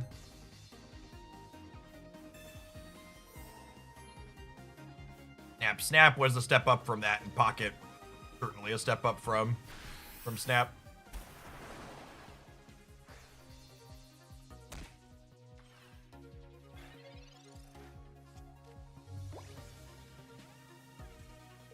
All right, I mean, we're technically in an okay position here, yeah?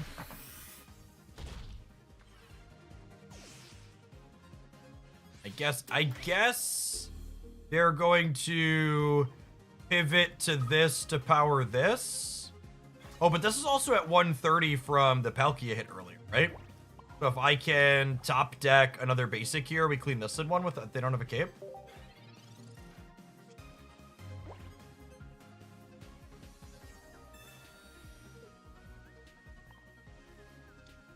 I have a Sabrina and a basic. This is not currently lethal.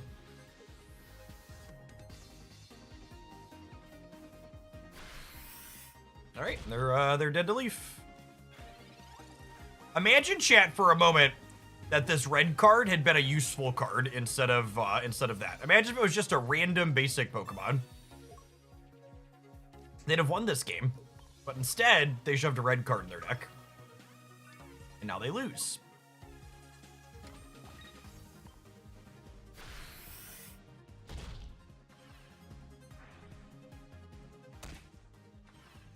Yeah, imagine it was a Shaman. A lot of these decks play 1 to 2 Shaman. If there was a Shaman there, we lose by a lot.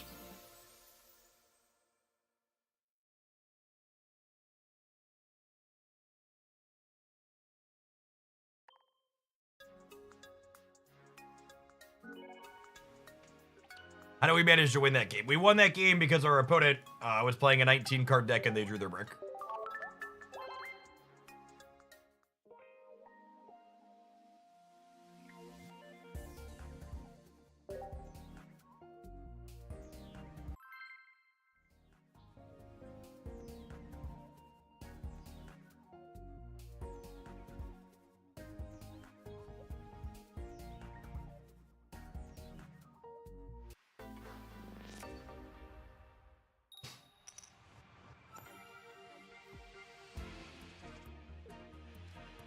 This is our ideal start. Manaphy, Origin, Arceus is fantastic. Going to decline playing out my other basics because, again, I don't want to get tempoed off of the Manaphy by a Sabrina. I don't have a Leaf in my hand. Origin form Palkia laughs at your fighting tree. Good luck, Godspeed.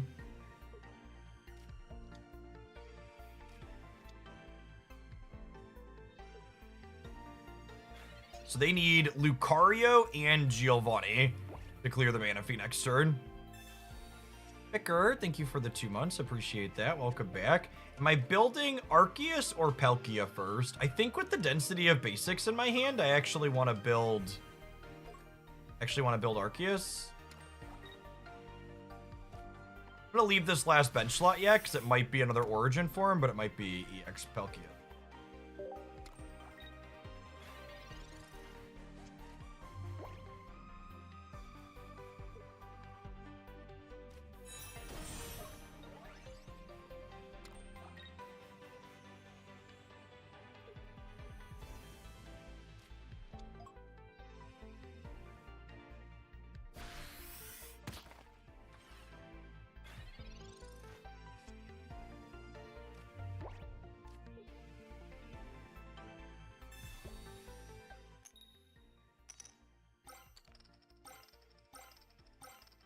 All right, Misty, I need you to calm down, girl.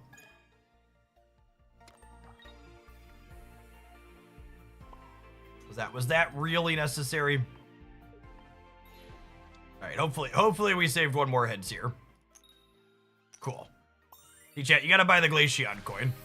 Want to win some games.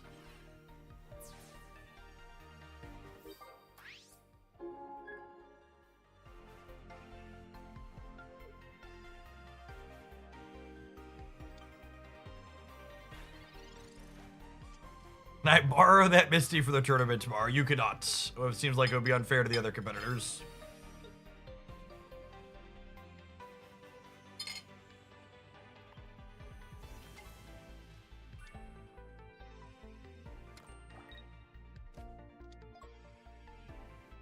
All right, and then when they don't evolve into this, it means they're just cooked by Arceus, yeah? Put this up, we clear the Sudowoodo, and then we're gonna be set to clear whatever they play next turn.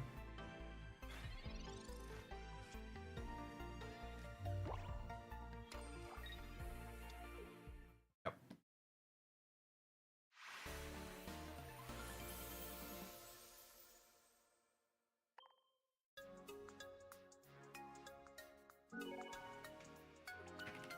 And I think that game kind of highlights why the Rampardos Sudowoodo deck feels like it's like a good meta counter, but I don't expect it to ever be the #1 deck in the game. Because I feel like it just has like this really awkward random jank matchup. Like, well, all the best decks are playing a bunch of EXs, Sudowoodo's super good, and then I'm going to queue into someone playing Origin form Palkia and get my stuff absolutely pushed in.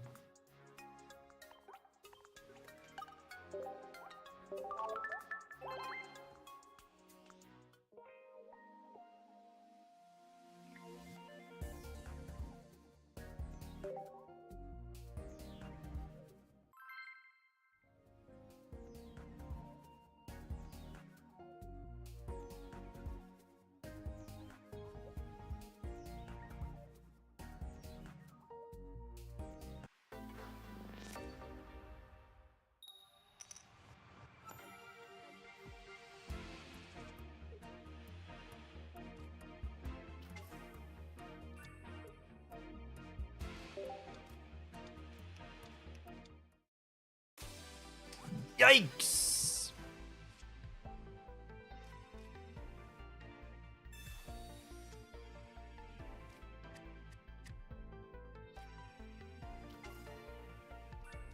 Well, alrighty then.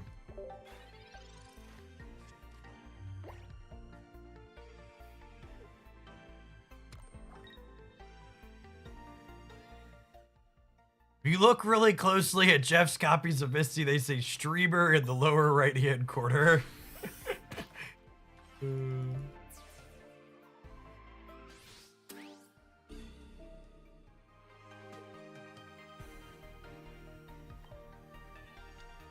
I think this is a punching bag Palkia build Arceus to run them down.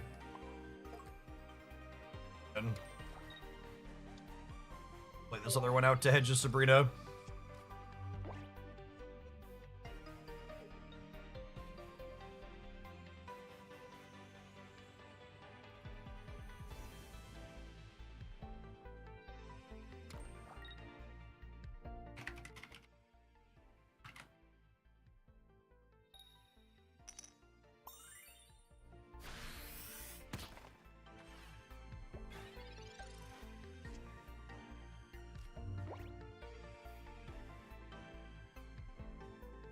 Can you please not use the phrase stuff pushed in that has a negative tone that has homophobic origins? Can you send me a link to a reference for that? Because it's a very PG way to say someone gets beat up that I've always used casually, and I feel like...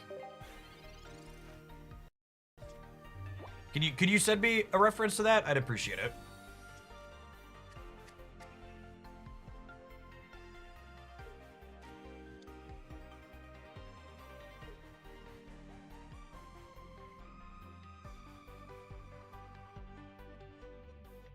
It refers to sexual assault. Well, today I learned.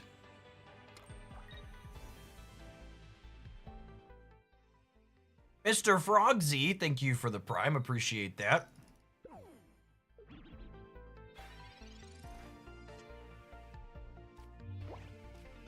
Originally a movie reference.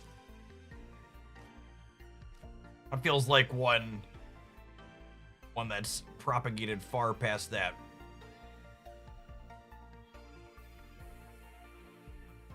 I think we're just powering up Arceus here. I think it's just powering up Arceus.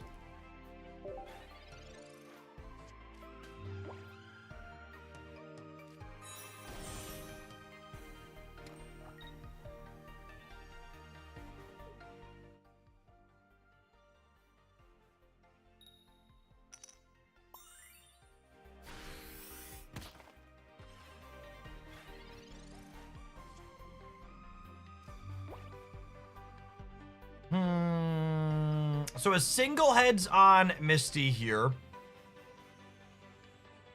means that we can retreat the Palkia. However, with the Machamp charged in the back, I don't think we're going to be in a position to be able to beat it.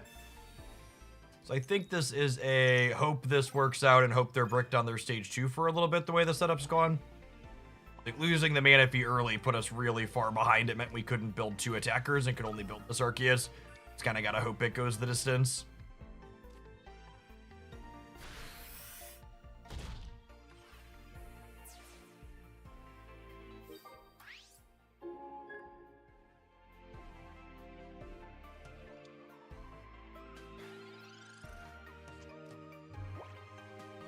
I appreciate the education from chat.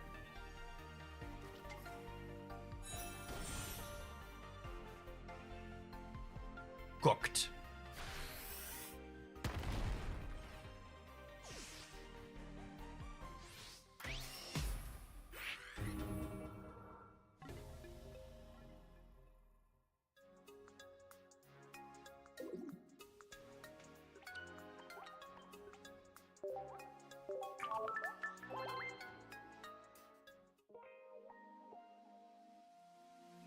You know, Machamp is one of those cards that every time I rate it highly or mention that it's like worth playing somewhere, there's always a bunch of people in the comments that are like, Machamp sucks, don't recommend that card. He's one of those things that's been like this close to playable so many times. But just like if stage 2s weren't so inconsistent. Easily be clearing top cuts instead of just sporadically.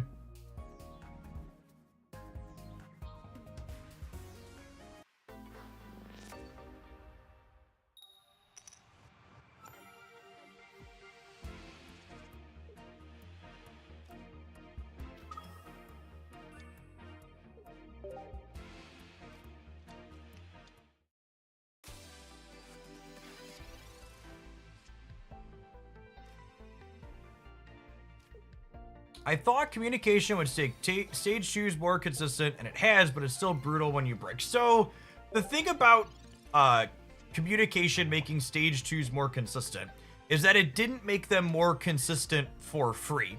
It made them more consistent at the cost of a slot in your deck, and stage 2 Pokemon are already have the least amount of slots available in their deck for their cards. Right? Like you're like, okay, my stage 2 is more consistent, but it's about being nominally more consistent. It now takes 8 slots in my deck instead of 6.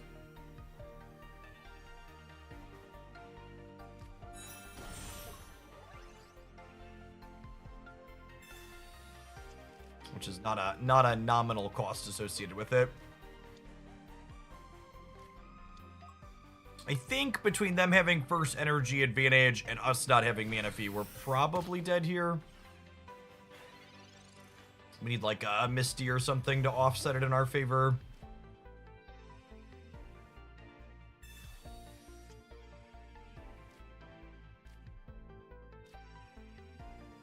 Well, there's part of what I asked for.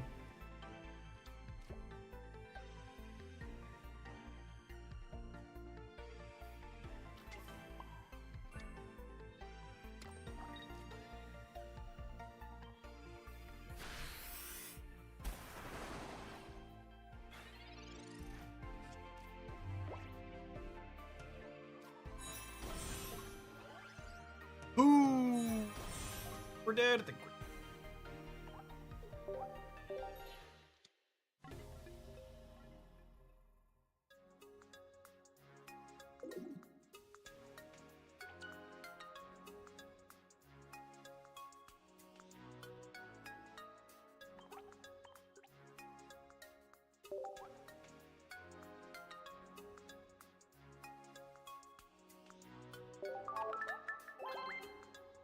A lot of Lucario Ramparters today. Yeah, something we've talked about is that fighting decks are always way more popular in the random queue, in my anecdote, than they are in tournaments. And the Rampardos deck has even been getting popular in tournaments, so it's been extra popular in the queue. Lucario, Gallade, Garchomp, they're a lot of fan favorite Pokemon. Even Sudowoodo feels like it has a small cult following behind it. All right, gamers, we've been battling with our pocket monsters for 3.5 hours. I think we're going to go ahead and call it an afternoon on this one and kick on over to some Snap-a-Lappin' for a little while. If you want some more pocket content from myself, to give a little bit of a teaser, did I delete it from my deck? I deleted it from my decks because this game doesn't have enough deck slots and I had to prepare viewer decks for today. I'm going to hit publish on a Blastoise deck that we used to do the 5 win streak event on the Hooglandia Pocket channel. So if you're looking for more pocket content from me, look out for that going up here in just a second. If you want to keep watching on the YouTube side, we're going to kick over to the Jeff Hoogland channel. Thanks for hanging out. Don't go anywhere.